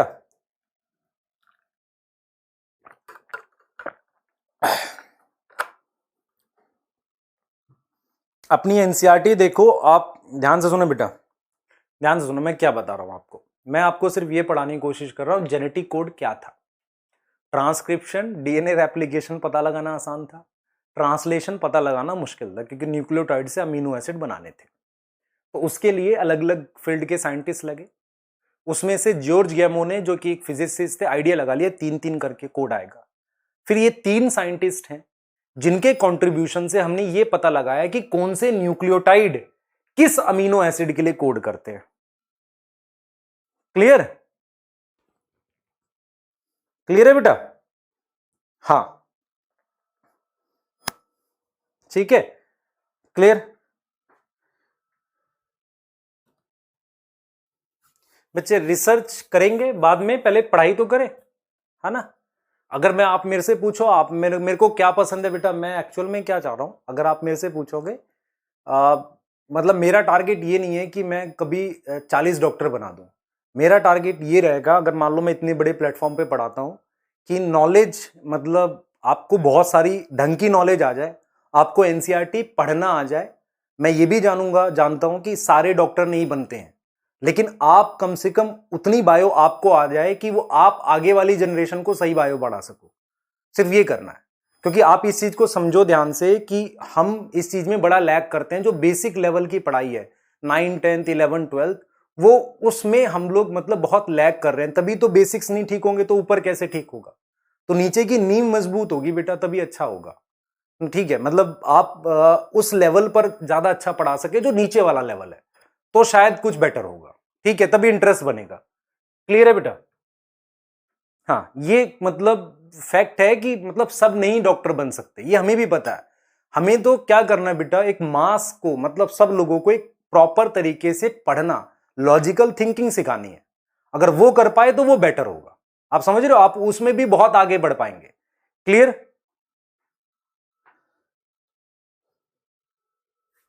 ठीक है, ये चीज ज्यादा बेटर है बेटा। हाँ, क्लियर? ये बिल्कुल है, क्योंकि मैं मतलब इस चीज को बिल्कुल मानता हूं हमेशा से। ठीक है, हाँ ठीक है, तो आप मतलब लॉजिकल थिंकिंग डेवलप कर सको तो बेटर है। चलिए आगे चलेंगे, किसमें चीजें रिलेट कर सको। देखो अब क्या हुआ, हमारे पास ये चेकर बोर्ड बनाया हमने। एनसीईआरटी कहती है, क्लियर, ध्यान से सुनो बेटा। ठीक है बच्चे, अगर जैसे आप ध्यान से देखो कि सडनली मेडल्स नहीं आने लगेंगे इंडिया में, कभी भी नहीं आएंगे। अगर आप अपना बेसिक नीचे से लेवल स्ट्रांग करोगे, जैसे अगर आप देखो कि हरियाणा में या किसी स्टेट में थोड़ा नीचे से अगर स्ट्रांग होने लगेगा तभी आएगा। ऐसे ही क्या होगा, रिसर्च ऐसे नहीं होगी। जब तक आप नीचे से चीजों को स्ट्रांग नहीं करोगे तब तक नहीं होगा। क्लियर? हाँ ठीक है, चलिए आगे देखो बेटा, ऐसा कुछ चेकर बोर्ड बन जाएगा हमारे पास। ठीक है, चेकर बोर्ड क्या होता है, मतलब हमने क्या किया हुआ है, देखो ट्रिपल यू लिखा हुआ है, देखो मैंने कैसे बनाया हुआ है, ये कैसे बना हुआ है, यहां पर यूसीएजी और यूसीएजी और यहां यूसीएजी। तो ये देखो मैं किसी बॉक्स में तीन तरफ लिख रहा हूं ना, आप देख रहे हो, मैं किसी बॉक्स में एक यहां लिख रहा हूं, एक यहां लिख रहा हूं, एक यहां लिख रहा हूं, तो तीन तीन चीजें करके आ रही हैं। इस तरीके से एक चेकर बोर्ड बना हुआ है। आपको क्या ध्यान रखना है बेटा, ये जो चेकर बोर्ड बना हुआ है ना, ये चेकर बोर्ड बना हुआ है एक तरीके का। इस चेकर बोर्ड का क्या मतलब होता है, एक बॉक्स जैसा बनाया हुआ है जिसमें पूरे 64 के कोड बने हुए हैं और हर एक के सामने अमीनो एसिड लिखा हुआ है। अपनी एनसीईआरटी खुली रखना। मैं कुछ चीजें बता रहा हूं, सुन लो ध्यान से। आपके पास अमीनो एसिड की फुल फॉर्म सुन लो। अगर कोई अमीनो एसिड पीएचई लिखा है तो पीएचई की फुल फॉर्म है फिनाइल एलानिन। फिनाइल एलानिन नाम है बेटा। अगर मेरे पास क्या लिखा हुआ है, सुन लो ध्यान से, ट्रिपल, देखो फिनाइल एलानिन नाम है पीएचई का मतलब। अगर एलईयू लिखा है तो ल्यूसीन नाम है, शॉर्ट में लिखा हुआ है। आईएलई आइसोल्यूसिन नाम है बेटा। एसईआर सीरीन, ये शॉर्ट में लिखा है। जीएलवाई ग्लाइसिन, मिथ मिथ्योनिन, एला एलानिन, ये कोड लिखे हुए हैं। अब सवाल ये क्या, ये सारे याद करने, मैं बताऊंगा कौन से याद करने। एलानिन, पीएचई, फिनाइल एलानिन, अभी बताया आपको, फिनाइल एलानिन, पीआरओ, प्रोलीन, क्या सारे याद करने हैं? नहीं। ठीक है सिमरनजीत, तुझे समझ क्यों नहीं आ रहा है? क्योंकि बेटा तू फोकस करके नहीं सुन रहा। ठीक है, मैं कोशिश पूरी कर रहा हूं क्योंकि ये टॉपिक मुश्किल है और मैं एनसीईआरटी की सारी लाइन कोड कर रहा हूं। इनकेस किसी को दिक्कत हुई है, धीरे धीरे करके एक दो बार और देखना और एनसीईआरटी रीड करना। ठीक है, क्लियर? हाँ, टीवाई, देखो बेटा, TYR टायरोसिन, ठीक है, इस तरीके से। ARG आर्जिनिन, आर्जिनिन, ठीक है बेटा। डॉन्टिंग मतलब मुश्किल, पता लगाना बड़ा डॉन्टिंग, डेसिफर करना डॉन्टिंग टास्क था। डॉन्टिंग मतलब मुश्किल टास्क था। ठीक है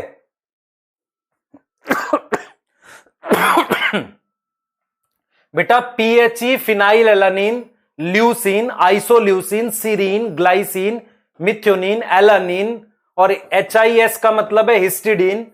ये फुल फॉर्म लिखी है बस।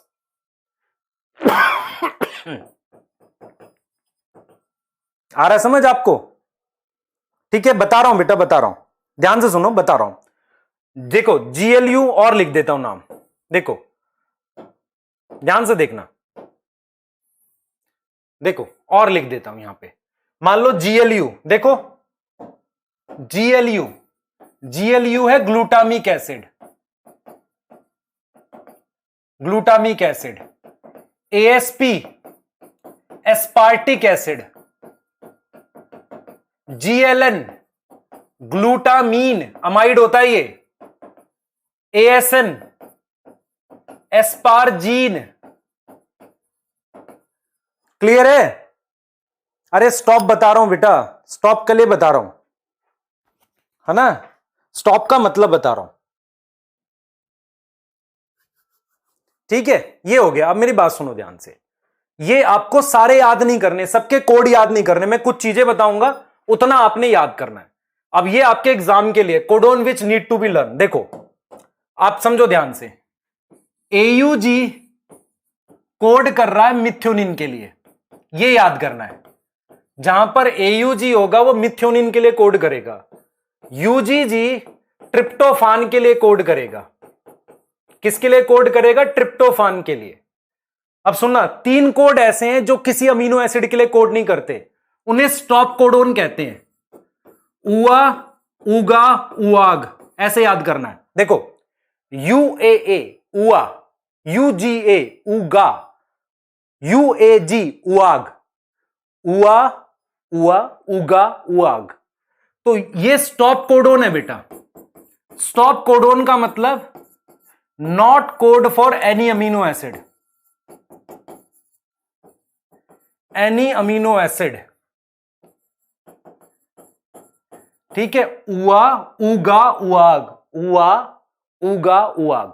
और ये बेटा इसमें क्या, इनके नाम भी होते हैं अलग से, इनके ओपल, ओचर, अंबर। असल में क्या हुआ था, ये स्टॉप कोडोन डिस्कवर किया था जिस साइंटिस्ट ने, उसने अपने दोस्त के नाम पे अंबर नाम रख दिया था इसका, बाकी दोनों का फिर कलर पे नाम रखा गया था ओचल, ओकर। तो वो नहीं करना हमने, वो आता नहीं है।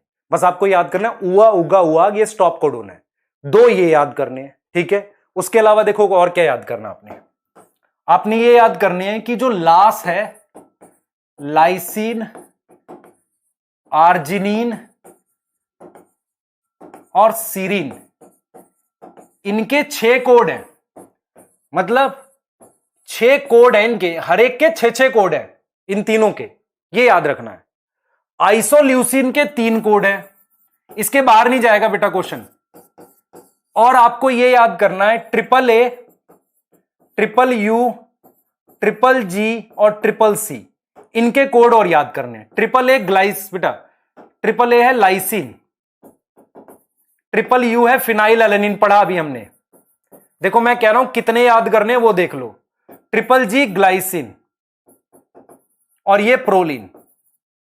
तो आप वैसे भी पढ़ते हो ना AUGC, तो ट्रिपल कर लो, LPGP याद कर लेना। तो आपको अगर पूछा जाए कितने आएंगे आपके एग्जाम में, कितने आ सकते हैं, ये आ सकते हैं दोनों, स्टॉप कोडोन आ जाते हैं एग्जाम में डायरेक्ट, और इनमें से आने के चांसेस कम है, पर ट्रिपल यू एनसीईआरटी ने दे रखा है इसलिए इंपॉर्टेंट है, ठीक है बेटा। क्लियर? उआ, उगा, उआग जो है स्टॉप कोडोन है, उसका कोई अमीनो एसिड नहीं होता।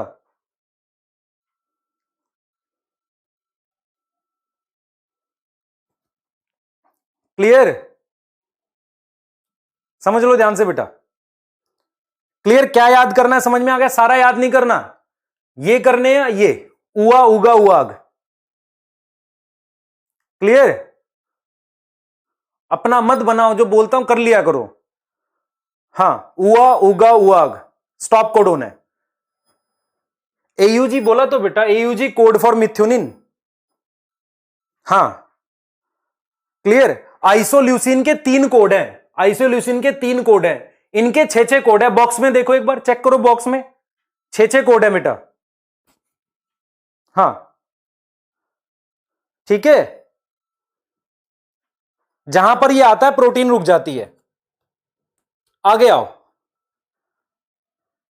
ये क्लास 12th में हमारे केमिस्ट्री के सर थे, उन्होंने याद कराया था। अब देखो जो चीजें काम की होती है वो याद रह जाती हैं, ठीक है ना? हाँ अब आ जाओ जरा, देखो भाई आ जाओ, salient feature of genetic code, ठीक है।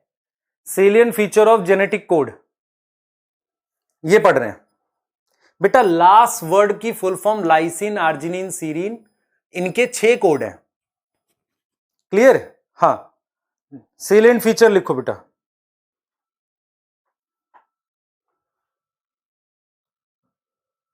ठीक है, ध्यान से सुनना, salient feature of genetic code, है ना? हाँ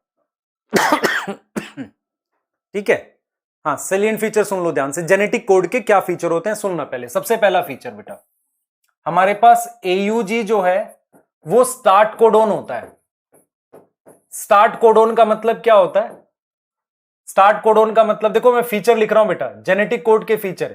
एयूजी स्टार्ट कोडोन होता है, इसका मतलब क्या होगा कि it come in starting of polypeptide. Polypeptide के स्टार्टिंग में, ध्यान से सुनेंगे बेटा, पॉलीपेप्टाइड चेन होगी, इसी से स्टार्ट करते हैं। मेरी बात सुनो ध्यान से। एयूजी स्टार्ट कोडोन का क्या मतलब है? मान लो आपके पास ये एमआरएनए है, यहां पर ए है, यहां यू है, देखो बेटा यहां जी है, ऐसे करके यहां ए है, यू है, जी है। तो अमीनो एसिड जो चेन बननी स्टार्ट होगी यहां से स्टार्ट होगी, इससे स्टार्ट नहीं होगी। तो जिससे स्टार्ट होती है पहला कोडोन हमेशा मिथ्योनिन, मतलब एयूजी हमेशा पॉलीपेप्टाइड के, मतलब इसके स्टार्टिंग में जब भी आप अमीनो एसिड की चेन बनानी स्टार्ट करोगे ना, हमेशा एयूजी से स्टार्ट करते हो। तो एयूजी मेरे पास क्या है बेटा? स्टार्ट कोडोन है। कौन सा कोडोन है? Start codon. याद हो जाएगी बात? ठीक है बेटा, क्लियर? हां, इसको स्टार्ट बेटा, सेलिएंट का मतलब होता है स्पेशल फीचर या मेन फीचर, सेलिएंट फीचर पढ़ रहे हैं, सुन लो ध्यान से। सेकंड है मेरे पास उवा, उगा, उआग। ये स्टॉप कोडोन होते हैं, या इनको कई बार नाम देते हैं नॉनसेंस कोडोन। इसका मीनिंग ये होता है कि जब भी ये आते हैं, when they come in sequence, protein stop हो जाती है। प्रोटीन क्या हो जाती है? वहां पे रुक जाती है। मेरी बात समझना ध्यान से।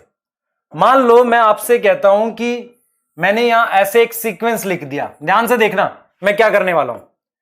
यहां पर मेरे पास यू है, ए है, यहां पर मेरे पास AUG है, ट्रिपल यू, ठीक है, ट्रिपल जी, UAA, GGC।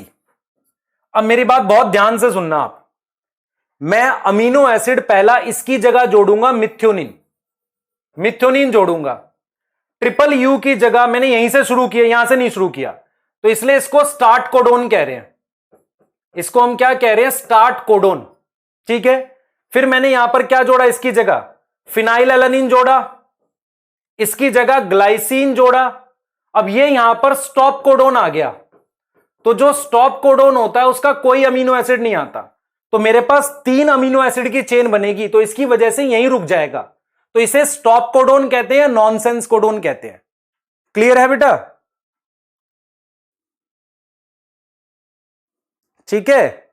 नहीं हिमांशु, अभी डिसमिस नहीं कर रहे तुम्हें, पढ़ लो पहले, ठीक है। क्लियर?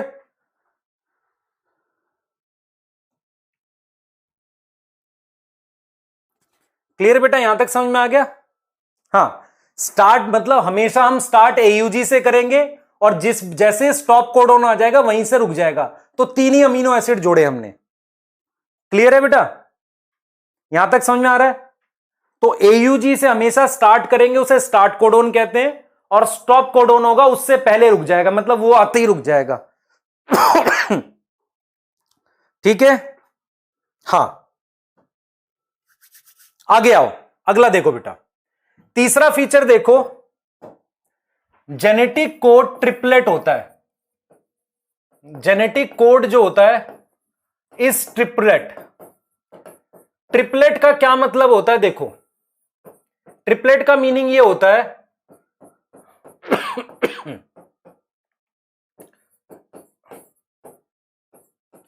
ट्रिपलेट का मतलब होता है कि मैं 3 न्यूक्लियोटाइड एक अमीनो एसिड के लिए कोड करता है। 3 nucleotide code for 1 amino acid, code for 1 amino acid. ये तीसरा फीचर है बेटा जेनेटिक कोड का, कि 3 न्यूक्लियोटाइड एक अमीनो एसिड के लिए कोड करता है। इसे कह रहे हैं जेनेटिक कोड ट्रिपलेट है बेटा। 3 न्यूक्लियोटाइड एक अमीनो एसिड के लिए कोड करता है, इसे कहते हैं जेनेटिक कोड। क्या है? ट्रिपलेट है। जेनेटिक कोड क्या है हमारे पास? ट्रिपलेट है, जिसमें हमने क्या बोला बेटा?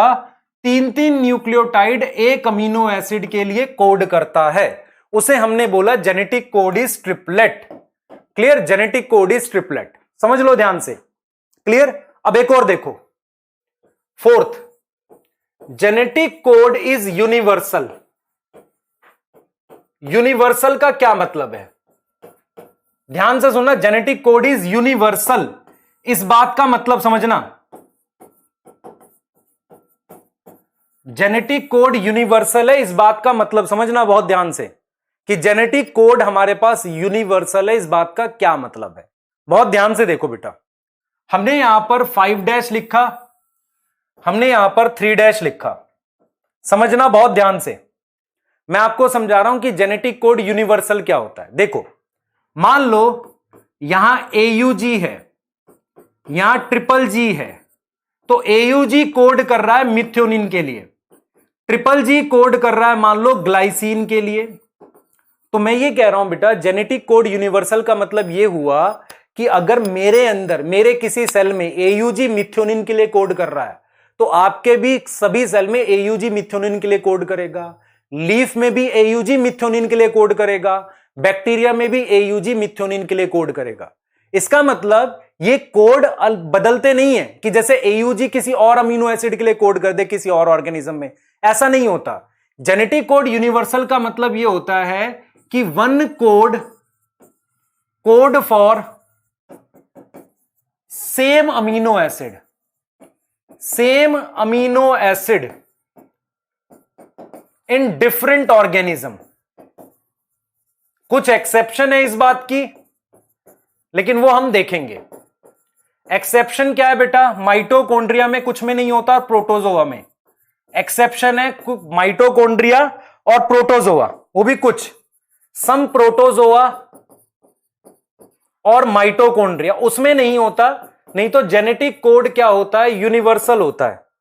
अब सुन लो ध्यान से बेटा, सुन लो मेरी बात, सुन लो ध्यान से।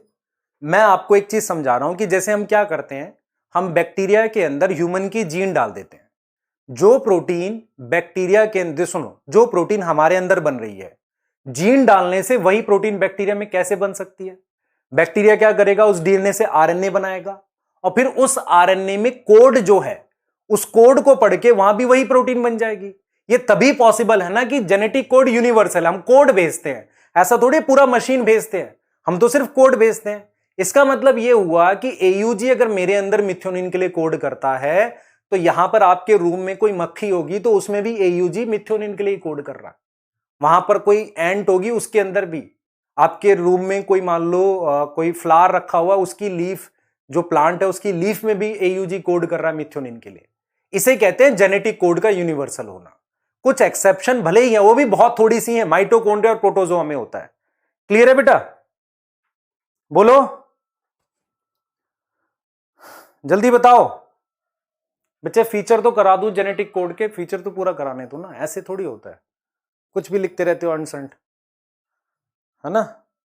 ठीक है, मुझे बेटा देखो, अभी 1-2 लेक्चर्स कम हो जाएंगे, अभी आपका लेक्चर आपका खत्म हो जाएगा थोड़ा, फिर तब रेस्ट मिलेगा। अभी थोड़ा सा बता दूं आपको मैं, ठीक है। हाँ ठीक है, क्लियर, सबके अंदर वो कोड का। अच्छा, ये 2 बहुत इंपॉर्टेंट फीचर हैं जिनको मैं साथ डिस्कस कर रहा हूं। Genetic code is unambiguous. ये पूछता है बेटा अनएम्बिगुअस क्या होता है, और एक मैं लिख रहा हूं 6th यहां पर, जेनेटिक कोड इज डीजेनरेट। ठीक है, जेनेटिक कोड क्या है, डीजेनरेट। क्लियर, ये पूरे फीचर तो कंप्लीट करो ना बेटा। जेनेटिक कोड डीजेनरेट का क्या मतलब है, मेरी बात सुनो ध्यान से। देखो मैं क्या लिख रहा हूं, ध्यान से सुनना। GGC और GGU, ये मुझे टोटल सोच के बताना। देखो तुम्हारे पास अमीनो एसिड कितने हैं, आप कहोगे सर अमीनो एसिड हैं 20, कोड कितने हैं, 3 स्टॉप कोड और हटा दो 61। इसका मतलब क्या हुआ, इसका मीनिंग ये हुआ, इसका मीनिंग ये निकलेगा कि एक अमीनो एसिड का एक से ज्यादा कोड है। कुछ अमीनो एसिड ऐसे हैं, some amino acid have more than one code, more than one code. आप समझो इस चीज को जो मैं बता रहा हूं यहां पर, अमीनो एसिड है 20, कोड है 61। इसका मतलब यह हुआ कि मान लो लोग हैं 15, रूम है 40, तो एक लोग के पास एक से ज्यादा रूम होगा ना। ठीक है, ध्यान से सुनना मैं क्या बोलना चाह रहा हूं यहां पर। तो ध्यान से देखो मैं क्या कह रहा हूं। मैं ये कह रहा हूं कि मान लो जीजीसी कोड कर रहा है ग्लाइसीन के लिए, बट जीजीसी कोड नहीं कर सकता वैलीन के लिए। ऐसा नहीं हो सकता। तो what is meaning of unambiguous? Unambiguous word का मीनिंग समझो। अनएम्बिगुअस का मतलब है no confusion, no confusion. Ambiguity होता है कंफ्यूजन। तो अनएम्बिगुअस का मतलब यह हुआ कि one code for only one amino acid. एक कोड एक अमीनो एसिड के लिए, इसे कहते हैं अनएम्बिगुअस।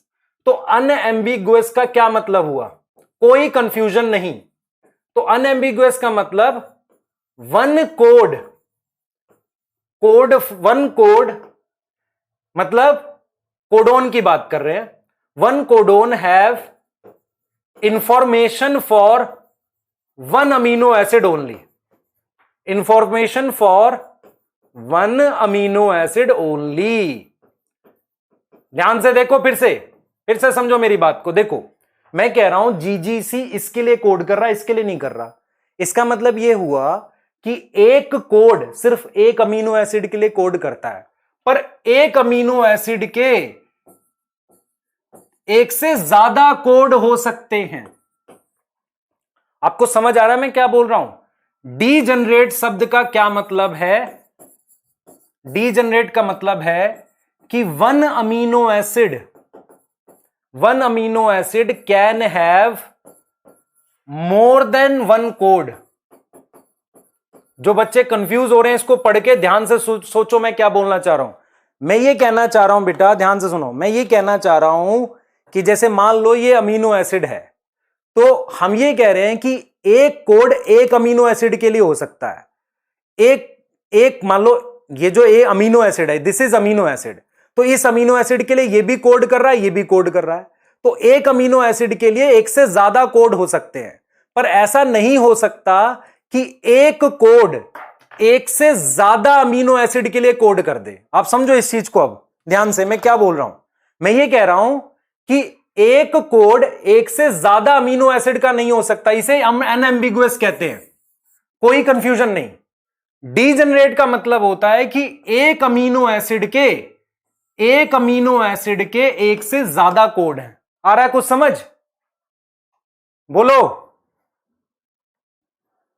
समझ आ गया बेटा? आप खुद से सोचो ना, अमीनो एसिड कितने? 20। ठीक है, जैसे मैं आपको बताता हूं, लोग हैं मान लो 15, रूम है 30। तो एक आदमी का एक से ज्यादा रूम है, मान लो उसने 2 रखे हुए हैं। पर किसी भी, ध्यान सुनेंगे, किसी भी मतलब ऐसा नहीं बोल सकते कि एक मतलब जो एक हमने कहा कि भाई एक पर्सन ने 2 रूम रखे हुए हैं, पर वो जो 2 रूम है उसमें से कोई ऐसा नहीं है जो 2 पर्सन शेयर कर ले। ये मतलब है। क्लियर? ये चीज समझ आ रही है बेटा? अनएम्बिगुअस का मतलब कोई कंफ्यूजन नहीं, मतलब one code for only one amino acid, that is unambiguous. Degenerate का मतलब होता है कि एक अमीनो एसिड का, दिस अमीनो एसिड है मोर देन वन कोड। क्लियर है? जैसे अगर आप देखो टोटल अमीनो एसिड कितने हैं? 61, sorry total amino acid 20, code है 61। तो एक अमीनो एसिड का एक से ज्यादा कोड नहीं हुआ। सोचो खुद से, आप खुद से देखो ना। मैं क्या फिर लिखता हूं, देखो मेरी बात समझना, डाउट नहीं रखना इसमें। ये देखो, देखो ट्रिपल जी GGU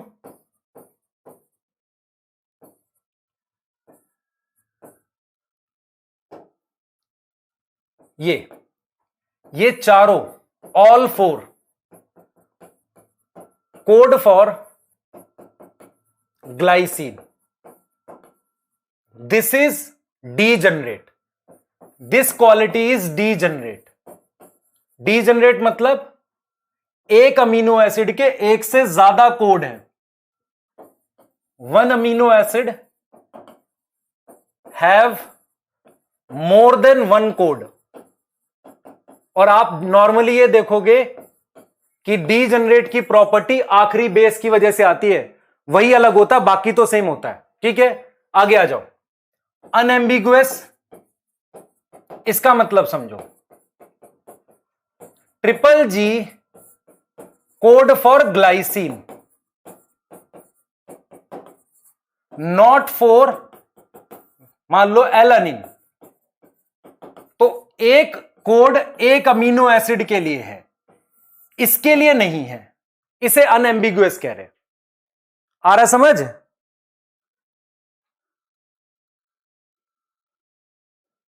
आ रहा समझ? नहीं आ रहा बेटा? आप खुद से देखो, मैं आपसे कहूं कि मुझे जरा इसका एक्सेप्शन बताओ, कोई ऐसा अमीनो एसिड है जिसके सिंगल सिंगल कोड है, आप कहोगे एयूजी और यूजीजी, वो एक्सेप्शन है डीजनरेट का। भाई रेमिनिसेंट और एंटीक्विटी नेक्स्ट क्लास में। हाँ ये समझ आ गया भाई? एक कोड एक से ज्यादा अमीनो एसिड के लिए नहीं हो सकता अनएम्बिगुअस, पर एक अमीनो एसिड के एक से ज्यादा कोड हो सकते हैं। क्लियर? ठीक है, आगे देखो बेटा, एक और फीचर, एक फीचर और देखो, फिर एनसीईआरटी पढ़ता हूं। Genetic code read in a contiguous manner, contiguous manner without punctuation, without punctuation. मतलब क्या हुआ ये देखो, देखो बेटा ध्यान से, मैं यहां पे इसको ऐसे लिखा हुआ है, जब जेनेटिक कोड को रीड करते हैं तो तीन तीन करके ऐसे रीड करते हैं लगातार। ऐसा नहीं होता कि मैं ये तीन, मान लो ये तीन रीड करने के बाद ये छोड़ दूं फिर आगे के रीड कर लूं, ऐसा नहीं होता। आप जेनेटिक कोड को लगातार रीड करते हो।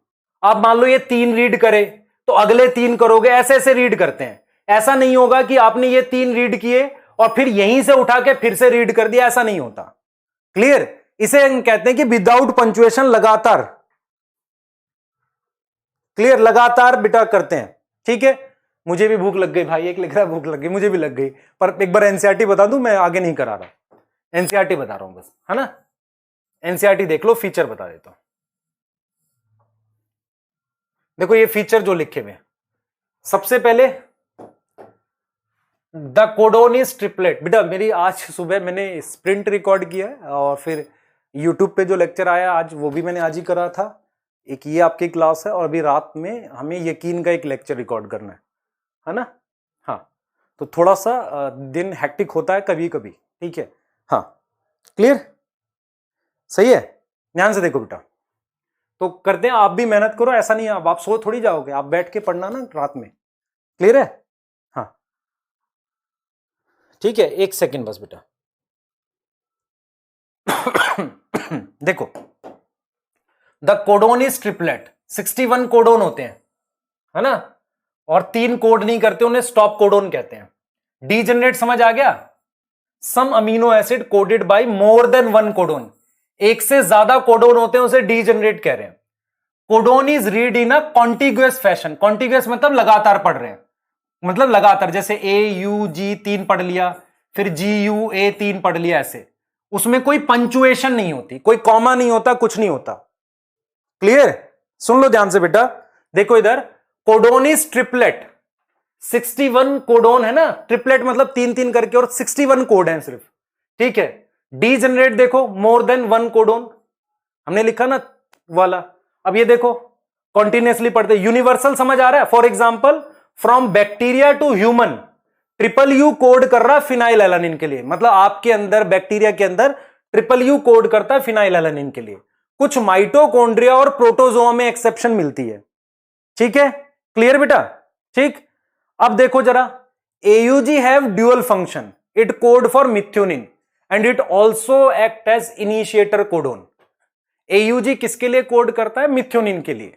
ठीक है, AUG किसके लिए कोड करता है बेटा? मिथ्योनिन के लिए, उसे स्टार्ट कोडोन कहते हैं, और ये स्टॉप कोडोन है। तो आपको देखो क्या क्या, एक तो डीजेनरेट पता चलना चाहिए, अनएम्बिगुअस पता चलना चाहिए, कॉन्टिग्युअस। यूनिवर्सल मतलब सब में एक ही तरह की चीज के लिए कोड करेगा। ठीक है बेटा, क्लियर? बच्चे आप पढ़ाई पे ध्यान दो अब सब लोग, है ना? ठीक है, क्लियर? जितना ज्यादा पढ़ोगे उतना अच्छा है। सिर्फ आपको ये समझाना है कि ज्यादा मेहनत करना है बेटा। हमने देखो जैसे ये दे रखा है, अब देखो AUG मिथ्योनिन, ट्रिपल यू किसके लिए आएगा? ट्रिपल यू आएगा फिर, तो कह रहे इसका चेकर बोर्ड की मदद से प्रिडिक्ट करो, कर लेंगे। देखो मिथ्योनिन, फिनाइल अलेनिन, फिनाइल अलेनिन, ये रहा, है ना? आप देख पा रहे हो? मैं इसलिए कह रहा हूं फिनाइल अलेनिन का कर लेना, ट्रिपल यू आएगा। क्लियर है ये चीज? चलो इतना ही कर रहे हैं बेटा, इसको नेक्स्ट टाइम करेंगे यहां से आगे। नेक्स्ट टाइम में क्या करना है बेटा, हो सकता है कल आपको एक एक्स्ट्रा लेक्चर आएगा 2:30 बजे के आसपास, अगर आया तो मैं ट्राई करूंगा। और वो किस चीज का आएगा? ट्रांसलेशन आएगी। ट्रांसलेशन मतलब प्रोटीन सिंथेसिस। फिर हम फ्राइडे वाली क्लास में वो पढ़ेंगे आपका जीन रेगुलेशन। ठीक है, ठीक, एंड करते हैं, है ना? क्या करना है आज जाके इसको रिवाइज करना है पहले। ठीक है बेटा, मैंने जो उम्मीद सीरीज में रिकॉर्ड किया हुआ है ना, मॉलिक्यूलर 1 और 2, वो आपके शॉर्ट रिवीजन के लिए काफी है। जब आप मेरे से पूरा समझ लोगे ना, तो उस 1 और 2 को आप रिवाइज कर सकते हो। जो हमारे पास वो यूट्यूब पे उम्मीद सीरीज है ना, वहां से जब भी आपको लगे कि मॉलिक्यूलर मुझे जल्दी में रिवाइज करना है, तो 5-6 घंटे में पूरा चैप्टर रिवाइज हो सकता है। ठीक है, मैंने वो उस सेंस में भी किया हुआ है। ठीक है बेटा, पर ये समझने के बाद, आप फर्स्ट टाइम में नहीं उसको करना। ठीक है, चलो नेक्स्ट क्लास में मिलेंगे। ठीक है बेटा, ठीक है, नेक्स्ट कल आपको एक्स्ट्रा लेक्चर आना चाहिए। ठीक है, उसमें मिलते हैं। चलो ठीक है, ध्यान रखो अपना और पढ़ाई करो प्लीज। ठीक है, और मैं जब ये फिनिश कर रहा हूँ चैप्टर, तो इसका एक कंबाइन असाइनमेंट भी आपको देकर जाऊंगा, जो मेरा अपना बनाया हुआ होगा। आपने कभी कुछ नहीं करना, उसको सिर्फ क्या करना है, कंबाइन असाइनमेंट, और मैं जो वर्कशीट दूंगा आपको वो दो, और साथ में अपने लेक्चर देख लो या नोट्स रिवाइज कर लो, जो हैंड रिटन दूंगा। इसके अलावा कुछ नहीं करना आपने। ठीक है, हाँ चलो ठीक है बेटा, थैंक यू सो मच। ठीक है, चलो बाय।